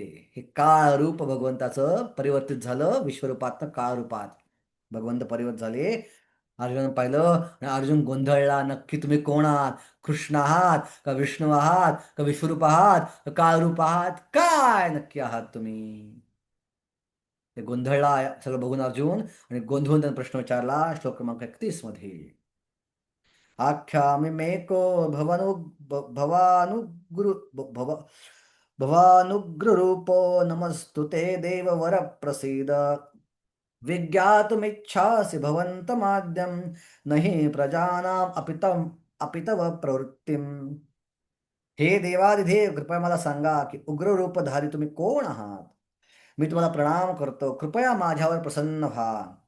तुम्ही आदिपुरुष आहात, मी तुम्हाला जाणू इच्छितो, कारण मला तुमचे प्रयोजन माहीत नाही. नक्की तुम्ही कोण आहात? की मला प्रसन्न व्हा आणि मला मला रिव्हील करा, मला अनुभूत करून द्या, हे नक्की तुम्ही कोण आहात आणि काय साध्य करणार सगळ्यातनं, का दाखवताय मला सगळं, की याचपर्यंत ओळखू शकलो नाही कदाचित मी, असं मला वाटतंय.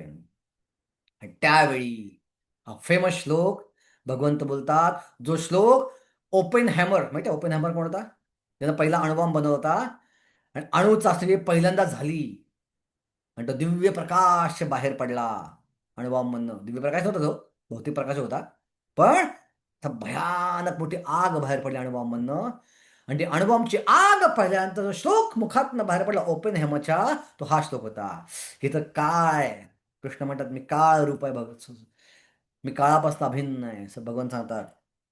श्री भगवान वाच कालोस्मि लोकाक्षयकृत प्रवृद्धो लोकान् समोर अर्हत अर्हतुम इह प्रवृत्ता ऋते पित्वां न भविष्यन्ति सर्वे यो वावस्थितः प्रत्यनीकेषु योद्धः. श्री भगवान म्हणाले, जगतांचा विनाश करणारा काळ मी आहे आणि सर्व लोकांचा संहार करण्यासाठी मी या ठिकाणी आलो आहे. तुझ्या व्यतिरिक्त म्हणजेच पांडवांच्या व्यतिरिक्त दोन्ही सैन्यातील सर्व योद्ध्यांचा विनाश होणार आहे. विनाश करणारा काळ रूप आहे. ऑलरेडी विनाश मी करून ठेवलेला आहे. फक्त पांडव जिवंत राहणार आहेत. पांडवांची मुलं पण मरणार आहेत. पांडवांचे इतर योद्धे मरणार आहेत. दृष्टद्युम्न, त्यानंतर द्रुपद, त्यानंतर विराट नरेश, हे सगळे पांडवांच्या जवळचे होते. कृष्णाचे भक्त होते एका प्रकारे, पण तेही मरणार आहे. शिखंडी पण मरणार आहे. सगळे सगळे मरणार आहे तुझ्या नंतर. फक्त पांडव जिवंत राहणार आहे. ओके. अशा प्रकारे आपल्या काळ रूपाचं वर्णन. सो भगवंत डायरेक्ट करतात, मी काळ आहे, काळ माझी ऊर्जा नाही आहे, मीच प्रत्यक्ष काल रूप आहे, मीच काळ माझ्यापासून अभिन्न आहे. ओके. सो शेवटच्या परिचयात प्रभुपाद म्हणतात, युद्ध करण्यास अर्जुन अनुकूल नव्हता आणि युद्ध न करणे हेच उत्तम असल्याचे त्याला वाटत होते, कारण यामुळे निराशा तरी वाटणार नव्हती. याला उत्तर म्हणून भगवंत सांगतात की तू जरी युद्ध केले नाहीस तरी त्यांपैकी प्रत्येकाचा नाश होणारच आहे, कारण ही माझी योजना आहे. ज्या क्षणी दुःशासनं द्रौपदीचे केस पकडले होते त्या क्षणी भगवंतांनी ठरलं होतं ह्यांच्या बायका विधवा होणार. त्या क्षणी भगवंतांनी ठरलं होतं. जर अर्जुनाने युद्ध थांबवले असते तर त्यांचा मृत्यू अन्य प्रकारे होणार होता. जरी त्यांनी युद्ध केले नाही तरी मृत्यूला अडवणे शक्य नव्हते. वास्तविकपणे त्यांचा मृत्यू आधीच झाला होता. काळ हा संहारक आहे आणि सर्व व्यक्तींचा भगवंताच्या इच्छेने विनाश होणार आहे. हाच प्रकृतीचा नियम आहे. ओके. आता हा 33वा श्लोक जरा पाठ करायचा आहे परीक्षेसाठी. फार महत्वाचा श्लोक आहे. या अध्याय 2 श्लोक पाठ करणार आहोत, जास्त नाही आहेत. एक 33वा आणि 54वा श्लोक, हे 2 श्लोक पाठ करायचे आहेत. ओके. तस्मा उत्थिष्ठ यशो लभस्व जित्वा शत्रुं भुङ्क्ष्व राज्यं समृद्धं मय्येव मेते निहिता पूर्वमेव निमित्तमात्रं भव सव्यसाचिन्. निमित्तमात्रं भव सव्यसाचिन्. अर्जुन म्हणले, हे महाबाहो. ओके. तस्वा ओके. सव्यसाचींचा अर्थ काय? सव्यसाचीचा अर्थ आहे की जो बाण मारण्यामध्ये एक्सपर्ट आहे. सो इनडायरेक्टली भगवंत अर्जुन म्हणतायत, हे एक्सपर्ट बाण मारणाऱ्या योद्ध्या, उठ, युद्ध कर आणि यश प्राप्त कर आणि कीर्ती प्राप्त कर. ऑलरेडी सगळे मेलले आहेत, तुला टेन्शन घ्यायचं कारण नाहीये. ऑलरेडी सगळे मेलले आहेत, तू का टेन्शन घेतोयस? त्यामुळं जस्ट तुझं एक इन्स्ट्रुमेंटचं काम कर आणि कीर्ती मात्र तू घे, कीर्ती मला नको, कौतुक तू घे. बघा भगवंत असत करतात काम, ते कौतुक आपल्याला देतात. ते गाणं आहे मध्ये, मेरा आपकी कृपा से सब काम हो रहा है, करते हो तुम कन्हैया मेरा नाम हो रहा है. काम करतात भगवंत, नाव आपलं होतं, ते भगवंत आहेत. तर भगवंताची इच्छा आहे आपलं कौतुक व्हावं, त्याच्या भक्तांचं कौतुक व्हावं जास्त. ते प्रभुपादांना प्रश्न विचारला का पत्रकारानं, चैतन्य महाप्रभू भगवंत होते तर त्यांनी का जगभर प्रचार केला नाही? आणि प्रभुपाद उत्तर दिलं, ती सेवा त्यांनी माझ्यासाठी ठेवली होती, कारण कौतुक माझं व्हावं असं वाटत होतं. महाप्रभूचे स्पेशल भक्त आहेत प्रभुपाद. सो महाप्रभू का पण करू शकते असते सगळं, पण आपल्याला सेवा दिली आहे, आपण केलं तर आपलं कौतुक होईल, ही भगवंताची इच्छा आहे. ओके. म्हणून तुम्ही करा, कौतुक तुमचं होईल. ओके. भगवंताने जरासंधाला 17 वेळा हरवलं आणि प्रत्येक युद्धामध्ये 21 अक्षौणी सेना मारली, महाभारताच्या युद्धापेक्षा सेनेपेक्षा जास्त. कोणी कौतुक पण करते भगवंताचं, एवढं भयानक युद्ध केलं. कुठल्या युद्धाचं कौतुक होतं? महाभारत युद्धाचं. कोणाचं कौतुक होतं? अर्जुनाचं. आणि जरासंध मारलं कोणी? भीमानं मारलं. कौतुक कोणाचं? भीमाचं होतं. बघा, हे भगवंत आहेत. बरेच लोक विचारतात की राम जर भगवंत होते तर रामानं रामेश्वराची स्थापना का केली, रामेश्वराची पूजा का केली? कारण भगवंतांना आपल्या भक्ताचं गुणगान करण्यामध्ये अधिक आनंद आहे. आपल्या मुलांचं कौतुक कधी व्हावं, रामायणामध्ये माझं कौतुक झालं चालेल, पण रामेश्वराचं कौतुक व्हावं, लोकांनी रामेश्वरला भेट द्यायला हवी, ही भगवंताची इच्छा जास्त आहे. शिवजींची भेट लोकांनी घ्यावी, म्हणून शिवजीचं गुणगान भगवंत कधी करतात. Okay okay. सो त्याचप्रमाणे इस्कॉन असंच आहे आपलं. सगळा प्रचार झाला ऑलरेडी, फक्त आपण इन्स्टिट्यूट बनायचं आहे आणि लोकांपर्यंत संदेश घेऊन जायचा आहे. कोण भक्त बनणार आहे का? एका प्रकारे भगवंताने सगळं ठरवलं आहे. ऑफकोर्स असं ठरवलं नाही भगवंतानी. आपण मागच्या वेळी चर्चा केली की जीवाची स्वतंत्र इच्छा भगवंत कधी तोडत, पण एक इन्स्ट्रुमेंट म्हणून, एक उदाहरण म्हणून सांगितलं मी की भगवंताची इच्छा आहे ना, ते होणार आहे. कसं होईल का माहित नाही. आपलं होतं आपलं काम करायचं आहे, आपला दगड होता आपल्याला ठेवायचा आहे. ओके. द्रोणं च भीष्मं च जयद्रथं च कर्णं तथान्यापि योद्धवीरान् मया हतस्त्वं जहिमा व्यथिष्ठा युद्धस्वजेतासि रणे सपत्नान्.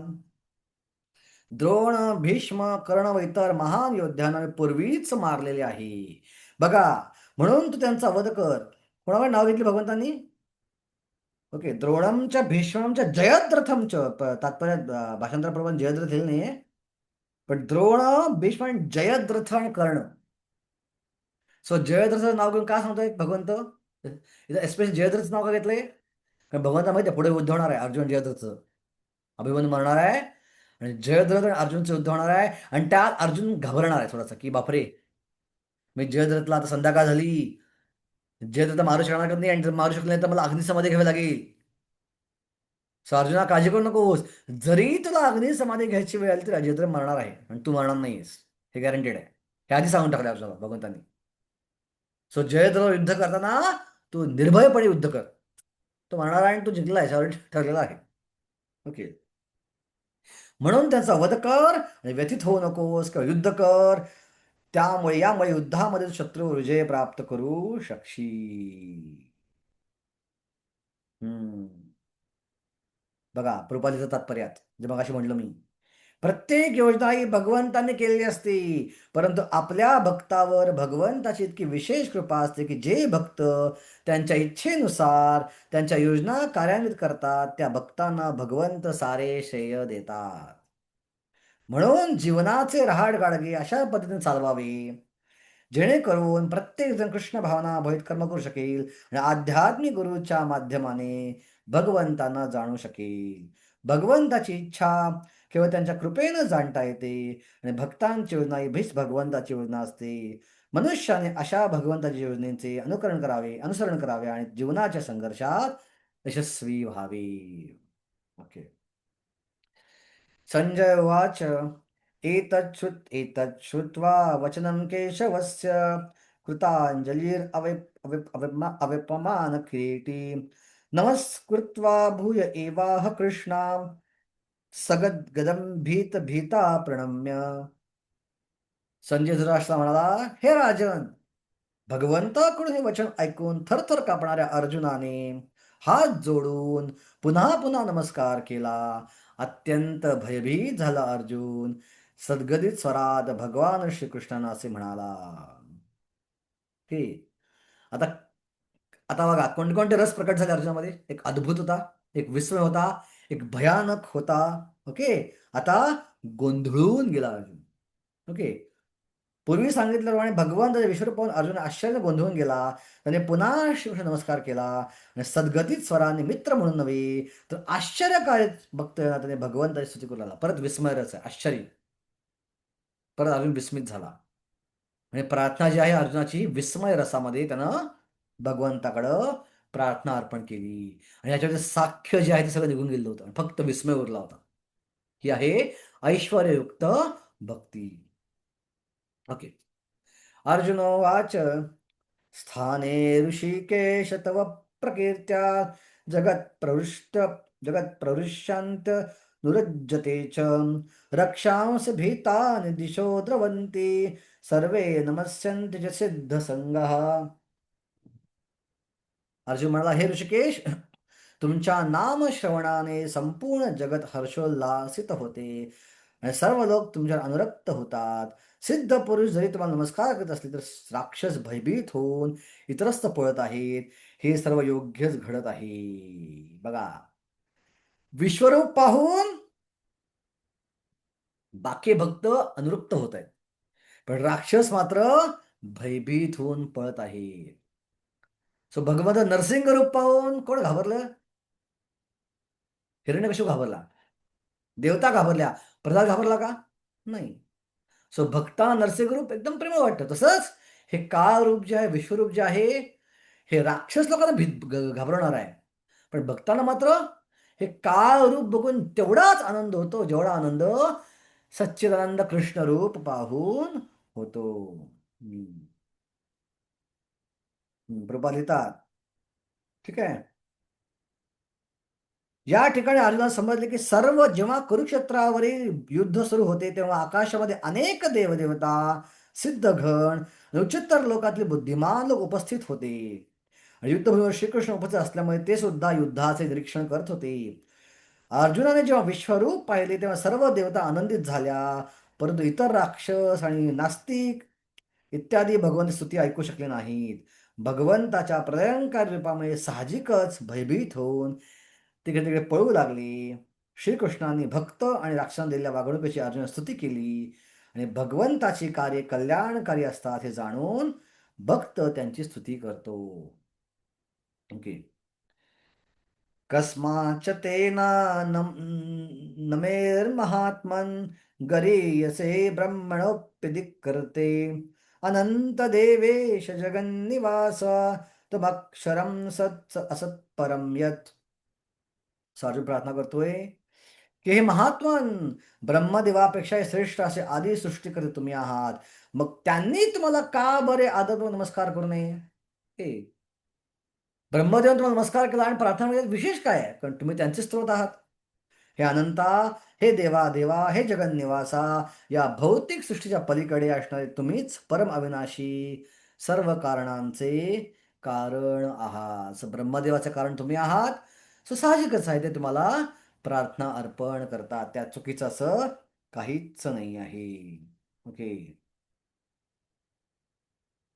त्वमादिदेवा पुरुषा पुराणा त्वमस्य विश्वस्य परं निधानं वेत्तासि वेद्यं च परं च धामं त्वया ततं विश्वम् अनन्तरूपम्. तुम्ही आदिपुरुष, भगवान, पुरातन, हे व्यक्त प्राकृतिक जगताचे एकमेव आश्रयस्थान आहात. तुम्ही सर्वज्ञ आहात आणि जे जे ज्ञ आहेत तुम्ही सर्व आहात. तुम्ही त्रिगुणातीत असे परम आश्रयस्थान आहात. हे अनंत रूपा तुम्हीच संपूर्ण भौतिक सृष्टी व्यापलेली आहे. ओके. सो बघा, अर्जुन अशा प्रकारे भगवंतांना पाहत आहे. विश्वरूप पाहिल्यावर त्याचा ऐश्वर्यभाव प्रकट होतोय की तुम्ही आश्रयस्थान आहात, तुम्हीच भगवंत आहात, तुम्हीच त्रिगुणातीत आहात, तुम्हीच अनंत आहात, सगळी सृष्टी तुम्हीच आहात. आणि एका भगवंत आहे सगळी सृष्टी. विश्व म्हणजे काय? भगवंताच्या ब्रह्मज्योतीच्या एका थोड्या भागाचं रूपांतरण झालं. आणि ब्रह्मज्योती भगवंताचा अभिन्न आहे. ओके. ब्रह्मेती परमात्मेती भगवान शब्द आहे वदंती तत्त्वविदम तत्त्वम यज्ञानम अद्वयम, भागवत श्लोक येतो. ओके. पुढच्या प्रार्थनेत अर्जुन म्हणतो, वायोरमो अग्निर्वरुण शशांका प्रजापतिस्त्वं प्रपितामहश्च नमो नमस्तस्तु सहस्रकृत्वा पुनश्च भूयोऽपि नमो नमस्ते. तुम्ही वायू आहात, परम नियंता, अग्नी, जल आणि चंद्र देखील तुम्हीच आहात, कारण चंद्र होता डोळा आहे. तुम्ही आदिदेव ब्रह्मदेव तसेच प्रपितामह आहे, तुम्हीच आहात. म्हणून माझा तुम्हाला सहस्त्रशा नमस्कार असो आणि पुन्हा पुन्हा मी तुम्हाला नमस्कार करतो. ओके. या श्लोकामध्ये भगवानाला वायू म्हणून संबोधण्यात आले आहे, कारण वायू हा सर्वव्यापी असल्यामुळे सर्व देवतांमध्ये प्रमुख आहे. सो मध्वाचार्यांचं जे संप्रदाय, मध्वाचार्य कोणाचे अवतार होते? वायुदेवाचे. सो त्यांच्या संप्रदाय परम वाक्य काय आहे? विष्णू देवोत्तम, विष्णू सर्वोत्तम, वायू जीवोत्तम. सर्वांमध्ये सर्वश्रेष्ठ कोण आहे? विष्णू आहेत. पण जीवांमध्ये सर्वश्रेष्ठ कोण आहेत? वायू. सो वायुदेव हे सगळ्या जीवांमध्ये सर्वश्रेष्ठ आहेत. मध्वाचार्य वायू होते, आपल्या गुरुत ते सर्वश्रेष्ठ मानतात. तर तेच प्रपद म्हणता येतं की वायू हा देवतामध्ये प्रमुख आहे. प्रमुख म्हणजे प्रमुख नाहीये, देवताचा राजा नाहीये, राजा इंद्रच आहे. पण प्रमुख असल्यापैकी काही सर्वव्यापी आहे वायू. सो भगवंत सर्वव्यापी आहेत म्हणून ते का बघा वायू असल्यापैकी आहेत. ओके. नमा पुरस्तद नमा पुरस्ताद पृष्ठतस्ते नमस्तु ते सर्वत एव सर्वा अनंतवीर्यं अनंतवीर्यं मितविक्रमस्त्वं सर्वं समाप्नोषि ततोऽसि सर्वः. तुम्हाला पाहून पाठीमागून आणि सर्व बाजूने नमस्कार असो. हे अनंत वीर्य, ओके, तुम्ही अपार शक्ती स्वामी आहात आणि तुम्ही सर्वव्यापी आहात आणि म्हणूनच सर्व काही तुम्हीच आहात. ओके. सो का बरं सगळ्या बाजूने प्रणाम करतोय अर्जुन भगवंतांना? प्रभुपाद म्हणतात श्रीकृष्णावरील प्रेमामुळे त्यांचा मित्र अर्जुन त्या सर्व बाजूने प्रणाम करीत आहे. ओके. जसं आपण भगवंतांना प्रदक्षिणा करतो, सगळ्या बाजूने प्रणाम करतो प्रदक्षिणा करून भगवंतावर एक आदर व्यक्त करण्यासाठी, की भगवंत तर पुढे नाही आहेत, भगवंत बाजूला पण आहेत, इकडं पण आहेत, मागं पण आहेत, कोपऱ्या पण इकडे पण आहेत, सगळ्या बाजूने भगवंत आहेत. तर सगळ्या बाजूने भगवंत आहेत, सगळ्या बाजूने आपण प्रदक्षिणा त्यांना उजवीकडे ठेवून आपण प्रदक्षिणा मारतो, आपण परिक्रमा त्यांची करत असतो. आता श्लोक क्रमांक 41-42 मध्ये अर्जुन माफी मागतो भगवंताची, की मित्र म्हणून जी काय मस्ती मी केली आहे त्या मस्तीसाठी मला क्षमा करा. ओके. त्या मस्तीमध्ये मला तुमचा अपराध झाला असेल तर त्या अपराधामध्ये मला खरोखर क्षमा करा. ओके. मला तुमचा अपराध करायचा नव्हता. ओके. सखेति मत्वा प्रसभं यदुक्तं हे कृष्ण हे यादव हे सखेति अजानता महिमानं तवेदं मया प्रमादात् प्रणयेन वापि यच्चावहार्थम् असत्कृतोऽसि विहारशय्यासन भोजनेषु एकोऽतवाप्युच्युत तत्समक्षं तत्क्षामये त्वम् अहम् अप्रमेयम्. ओके. की माझ्या मैत्रीमध्ये मी तुम्हाला हे यादव हे सखेती हे मित्र असे टोमणे मारले, तुमच्यावर झोपलो, गप्पा मारल्या, एकत्र आपण फिरलो, खाल्लं पिल्लं, पण हे करताना मला माहितच नव्हतं तुम्ही भगवंत आहात. आज मला कळलं तुम्ही भगवंत आहात. तुझी खरी अवस्था कळली. अपराध झाला नसेल ना माझा, क्षमा करा मला. मी तुम्हाला तुमचा महिमा न जाणता माझा मित्र मानून हे कृष्ण हे यादव हे मित्र असे अनादराने संबोधले आहे. प्रेमाने किंवा प्रमादाने मी जे काही केले असेल त्याबद्दल कृपया मला क्षमा करा. विश्रांतीच्या वेळी, चेष्टा करताना, एकाच शय्येवर शयन करताना किंवा एकत्र भोजन करताना अथवा बसताना, कधी कधी एकांतवासात तर कधी कधी मित्रांसमक्ष मी तुमचा अपमान केला आहे. हे अच्युत माझ्या सर्व अपराधांची क्षमा करा. बघा, ऑफकोर्स पूर्वी पण अर्जुनला माहित होतं कृष्ण भगवंत आहेत, पण या लीलेमध्ये टेम्पररी काळासाठी गोंधळ टाकला होता भगवंतांनी अर्जुनला. पण टेम्पररी काळासाठी अर्जुन त्या अद्भुत त्या विस्मय रसामध्ये येऊन प्रार्थना करतोय. सो विस्मय रसामध्ये जरी तुला अर्जुन माहिती आहे आधी भगवंत आहेत, तरी पण तो त्या विस्मय रसाचा अनुभव घेतो, त्यामुळे तो परत परत प्रार्थना करतोय, क्षमा करा क्षमा करा क्षमा करा क्षमा करा क्षमा करा. ओके. पितासि लोकस्य चराचरस्य त्वमस्य पूज्यस्य गुरोर्गरीयान् न तो न तो तत्समस्तो गुरोर्गरीयान् न तत्समा अस्ति अभ्यधिका कुतोऽन्यं लोकत्रयेऽप्या प्रतिभाव प्रभाव लोकत्रयेऽप्या प्रतिम प्रभाव. तुम्ही या संपूर्ण चराचरचे पिता आहात आणि तसेच परमपूज्य आध्यात्मिक गुरु तुम्ही आहात. तुमच्या बरोबरीचा कोणीही नाही, तसेच तुमच्याशी एकरूप कोणी होऊ शकत नाही. तर मग हे अतुलनीय शक्तिशाली भगवंता, त्रैलोक्यामध्ये तुमच्यापेक्षा अधिक श्रेष्ठ कोण असू शकेल? त्रैलोक्यामध्ये तुमच्यापेक्षा श्रेष्ठ असं कोण असू शकेल? ओके. तात्पर्य प्रभुपाद म्हणतात ज्याप्रमाणे पुत्रासाठी पिता पूजनीय असतो त्याचप्रमाणे भगवान श्रीकृष्ण पूजनीय आहेत. श्रीकृष्ण आध्यात्मिक गुरु आहेत, कारण त्यांनी प्रथम ब्रह्मदेवाला वेद सांगितले आणि आता इथेच अर्जुनाला गीता सांगत आहेत. आणि म्हणून ते आद्य गुरु आहेत. आणि वर्तमान काळातील कोणत्याही प्रमाणित आध्यात्मिक गुरुने श्रीकृष्णांपासून चालत येणाऱ्या गुरुशिष्य परंपरेमध्ये असणं आवश्यक आहे. श्रीकृष्णांच्या प्रती असल्या वाचून कोणीही दिव्याचा आचार्य किंवा आध्यात्मिक गुरु होऊ शकत नाही. ओके.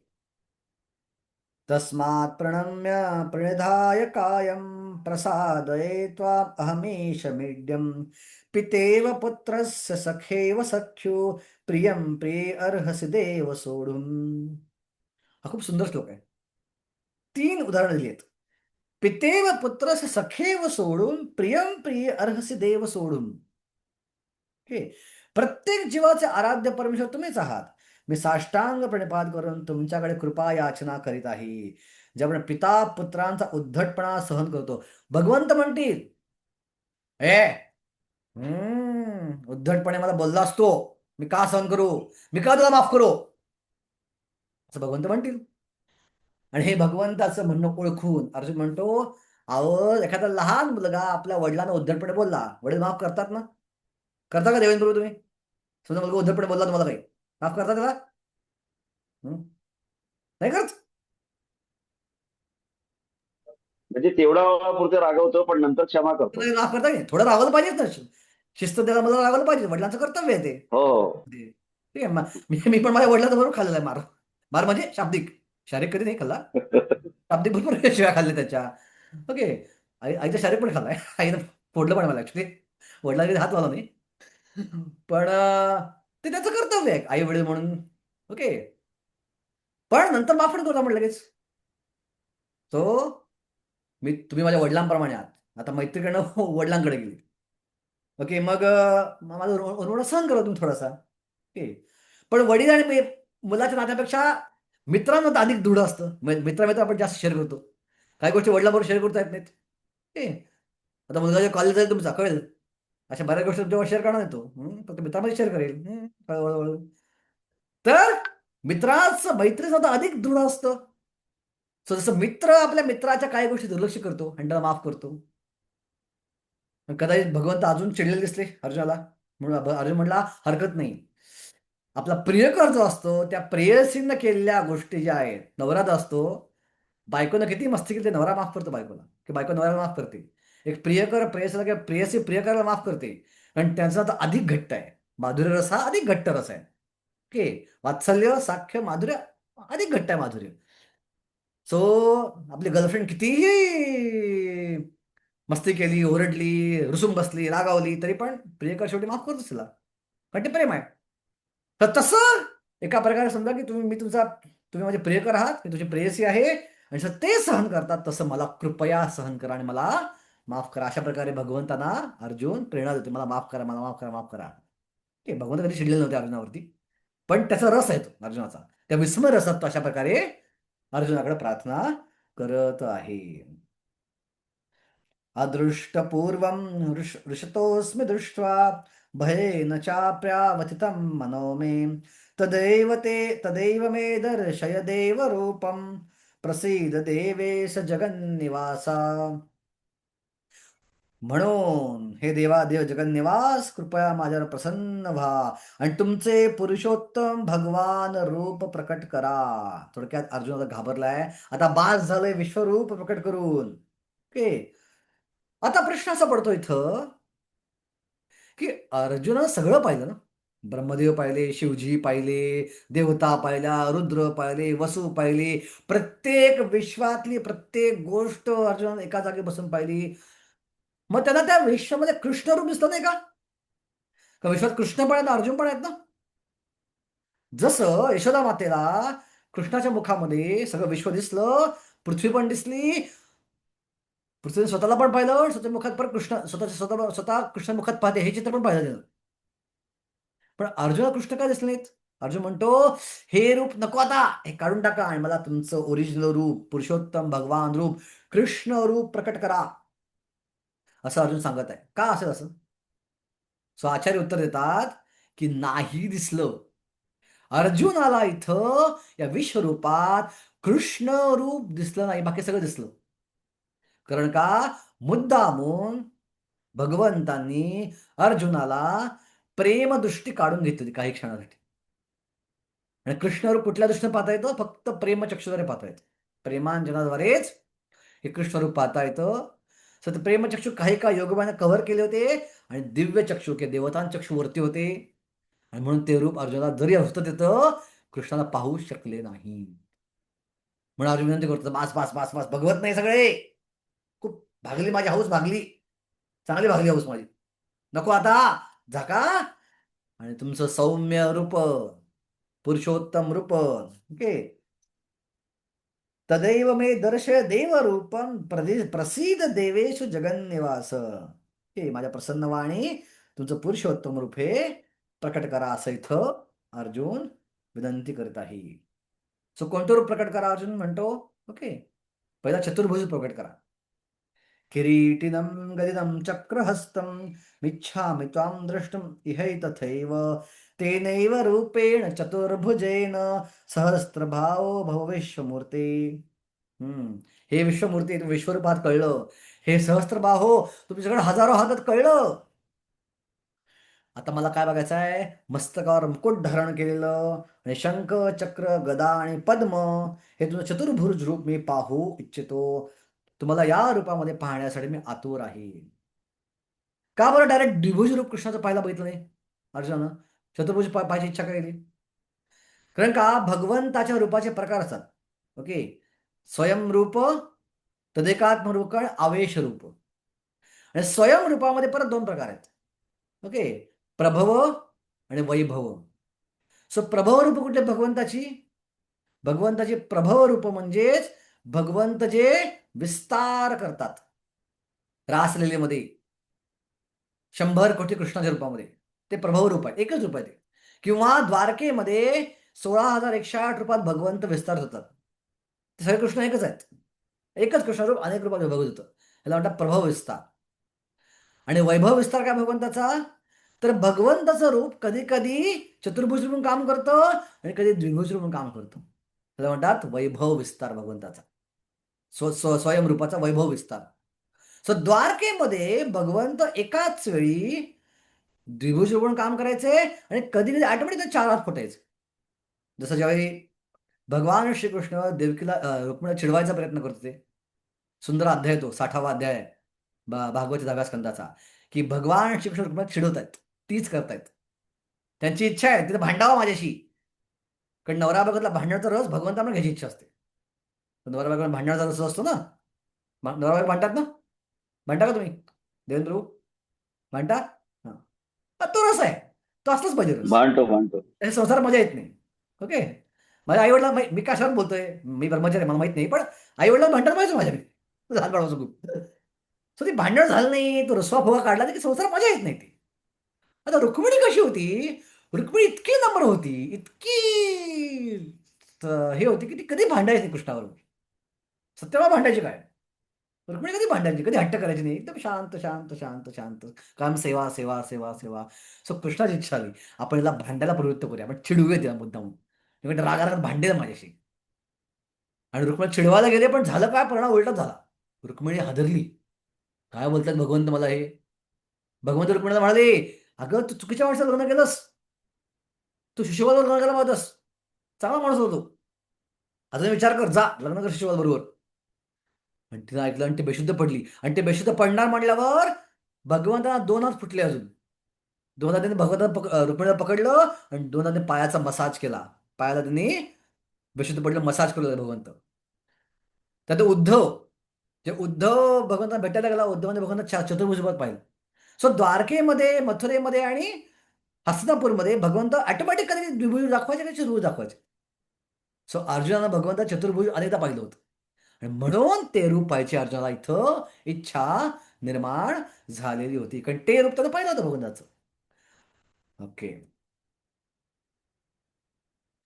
आता भगवंत म्हणले, आता भगवंत खूप छान उत्तर देतात, का मला रूप सांगायला पाहायला सांगत आहे. ओके, आता आपण थोडे 15 मिनिट एक्स्ट्रा घेऊया, अध्याय संपून टाकूया, का 4-5 लोकांसाठी मला वाटतं पुढचा आपण तास घालला पाहिजे आपण. ओके, चालेल, एक 15 मिनिट एक्स्ट्रा घेऊ आपणच, 1:45 पर्यंत घेऊ. 2:45. चालेल चालेल प्रभू, प्रभू. चालेल. चालेल चालेल चालेल चालेल. प्रभू. हा प्रभूजी. ओके.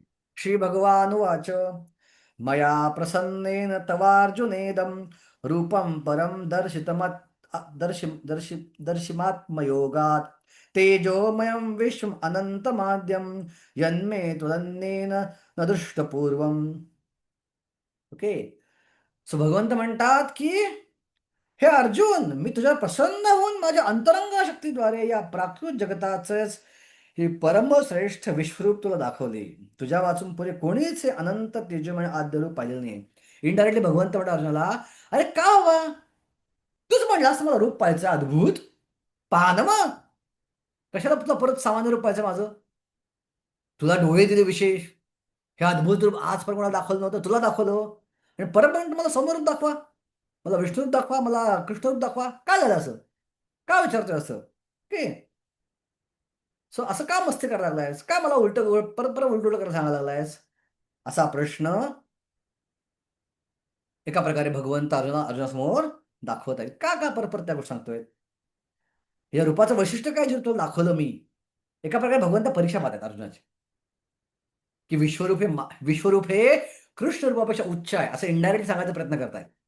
नक्की अर्जुन विश्वास बसतो का नाही, अर्जुना कळतं की नाही कृष्णरूप हे उच्च आहे विश्वरूपापेक्षा, हे पटतंय की नाही अर्जुन खरोखर भक्त आहे का नाही, एका प्रकारे भक्ताची परीक्षा भगवंत पाहतायत. अर्जुनाची परीक्षा झाली आहे भगवंताद्वारे. सो भगवंत आपल्याकडून परीक्षा पाहणार, भरपूरदा परीक्षा पाहणार, वेगळ्या माध्यमातनं परीक्षा पाहणार. तुम्हाला माझं उदाहरण देतो कशी माझी परीक्षा पाहिली भगवंतांनी, की ज्या माझ्या काउन्सिलरनी मला प्रेरणा दिली होती ब्रह्मचारी बनण्यासाठी, जे ब्रह्मचारी बनायची वेळ आली आणि अजून नोकरीवरून राजीनामा दिला नव्हता आणि माझ्या काउन्सिलर भेटायला गेलो मी आणि सांगितलं प्रभूजी मी कन्फर्म झालं ब्रह्मचारी बनायचं, आता ऑफिसमध्ये जाऊन कसं बोलू माझ्या बॉसशी. माझे काउन्सिलर मला म्हणले, का रे तू का ब्रह्मचारी बनतोयस, एवढा तर सरकारी जॉब तुझ्याकडे आहे, सरकारी अधिकारी आहेस तू, सायंटिस्ट आहेस, एवढ्या सगळ्या सरकारी सुविधा आहेत, तू शनिवार रविवार सुट्टी आहे, शनिवार मंदिरातून भक्ती करू शकतोस, सेवा करू शकतोस, यात्रा करू शकतोस, जास्त माळा करू शकतोस, तुला कामाचा व्याप पण जास्त नाहीये, कर लग्न निवांत, का की कशा जॉब करतोयस. म्हटलं काय चाललंय प्रभूजी, तुम्हीच तर प्रेरणा दिली मला. म्हणले मीच मगाशी आतापर्यंत प्रेरणा दिली, आता तुला सांगतो मी करू नकोस म्हणून. मी म्हटलं नाही मला ब्रह्मचारी बनायचं आहे. आणि मग परत म्हटलं okay okay okay okay okay तेच तुझी परीक्षा पाहतो म्हणली, की नक्की तुला खरं आता जो विश्वास आहे का नाही बनण्यावर, तसं अर्जुनाची परीक्षा भगवंत इथं पाहत आहेत. की की का मला सांगतोस परत दाखवलं सौम्य रूप, न वेद यज्ञाध्ययनेन दानै न च क्रियाभिन तपोग्रे एवं रूप शक्यम अहम नृलोके द्रष्टुम तदन्येन कुरु प्रवीरा. हे कुरुप्रवीर, तुझ्यापूर्वी माझे विश्वरूप कोणीही पाहिले नव्हते, कारण वेदाध्ययने यज्ञाने ज्ञानाने पुण्यकर्म करण्याने किंवा उग्र तप करण्याने मला विराट रूपात या भौतिक जगामध्ये पाहणे शक्य नाही. अरे आजपर्यंत मला अशा रूपात कोणी पाहिलेलं नाहीये, तर तू का सांगतोयस हे मला अशा प्रकारे माझं सौम्य रूप दाखवायला, माझं कृष्ण रूप दाखवायला. ओके, बघा 2 श्लोकात परीक्षा पाहिली अर्जुनाची भगवंतांनी. येस वैशाली माताजी. हरे कृष्ण प्रभूजी. हम्म. भक्ती मार्गात आल्यानंतर आपल्या आयुष्यात येणारे सुख आणि दुःख हे इच्छेने येतात. तरी हो. पण आपल्याला म्हणजे दुःख देणारे आपल्या जवळचेच असतात ना, घरातलेच असतात. मग कधी कधी वाटतंय की आपली काही चूक नसताना आपल्याला हे सगळं सहन करावं लागायला लागले.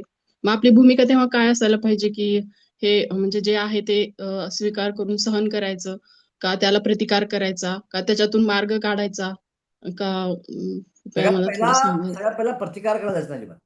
अजिबात प्रतिकार करायचं नाही. भक्त कोण आहे, तिरस्कृता विप्रदत्ता क्षिप्ता क्षिप्ता हता अपि नस्य त्यात प्रतिकुर्वन्ति तद भक्ता प्रभोपी. आपला कोणी तिरस्कार केला, आपल्या कोणी फसवलं, आपल्या कोणी शाप दिला, आपल्याला कोणी निग्लेक्ट केलं, दुर्लक्ष केलं आपल्याकडं, कोणी मारायचा प्रयत्न केला, नस्य त्यात प्रतिकुर्वन्ति तद भक्ता प्रभोपी. त्याचा प्रतिकार कधी भक्त करायला जात नाही, तो आहे भक्त. प्रतिकार करायचा नाही. आणि आपल्या जीवनात इतरांच्या माध्यमात दुःख येतील, ती भगवंताची इच्छा आहे. भगवंतांना माझी भक्ती तीव्र करावी अशी वाटते, मी अधिकाधिक त्यांचा आश्रय घ्यावा असं वाटते, आणि म्हणून ते माझ्या जीवनात दुःख आणतायत, ही दुःख माझ्यासाठी वरदान आहे, हा विचार आपला असला पाहिजे. परीक्षा महाराजांचा विचार काय होता, ते शाप मिळाला, बरीचशी माझ्याकडे क्षमता होती शापाचा उच्छाप करायची, पण त्यांची विचारधारणा काय होती? तस्सैम्याघस्य परावरेषु व्यासक्तचित्तस्य गृहेषु अभीक्ष्णशा निर्वेदमूलो द्विजशापरूपो यत्र प्रसक्तां भयमाशु दत्ते.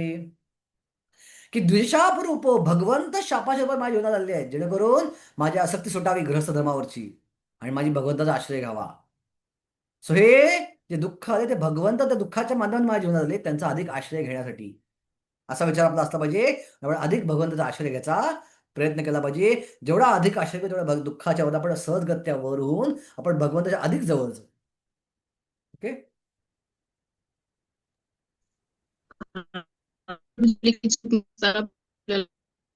तुमचा आवाज थोडा तुटतोय माताजी,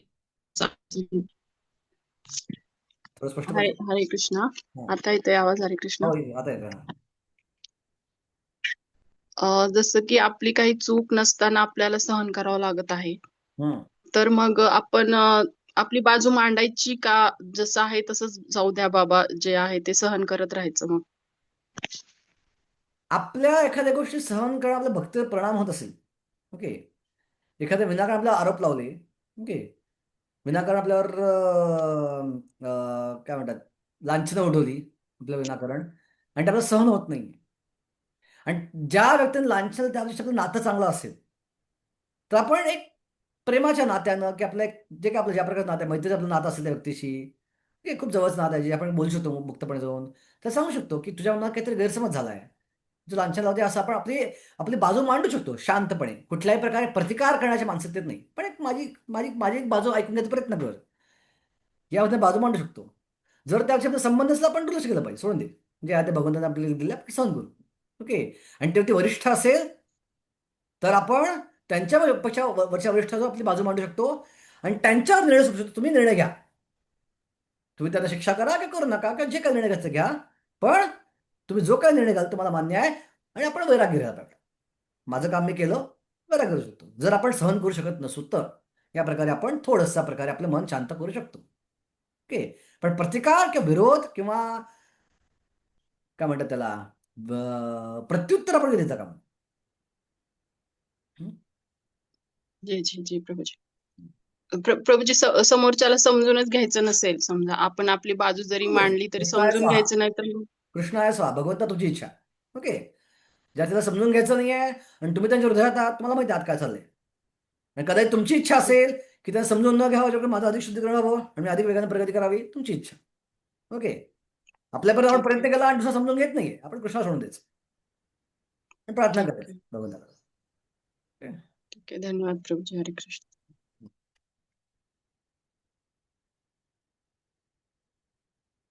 ओके.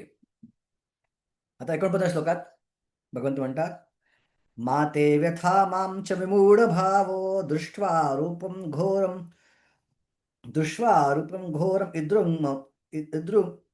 घोरम इदृग्ममं ममम इदं व्यप्ते व्यपेत प्रीत मना पुनस्तं तदैव मे रूपमिदं प्रपश्य. आता भगवंताने पाहिलं, ते भगवंत परीक्षा पाहतायत अर्जुनाची, की का सांगतोस मला परत रूप दाखवा. भगवंताने अर्जुन चेहरा पाहिला की तो घाबरलाय, तो व्यथित झालाय, त्याला बघायची इच्छा नाहीये. ओके.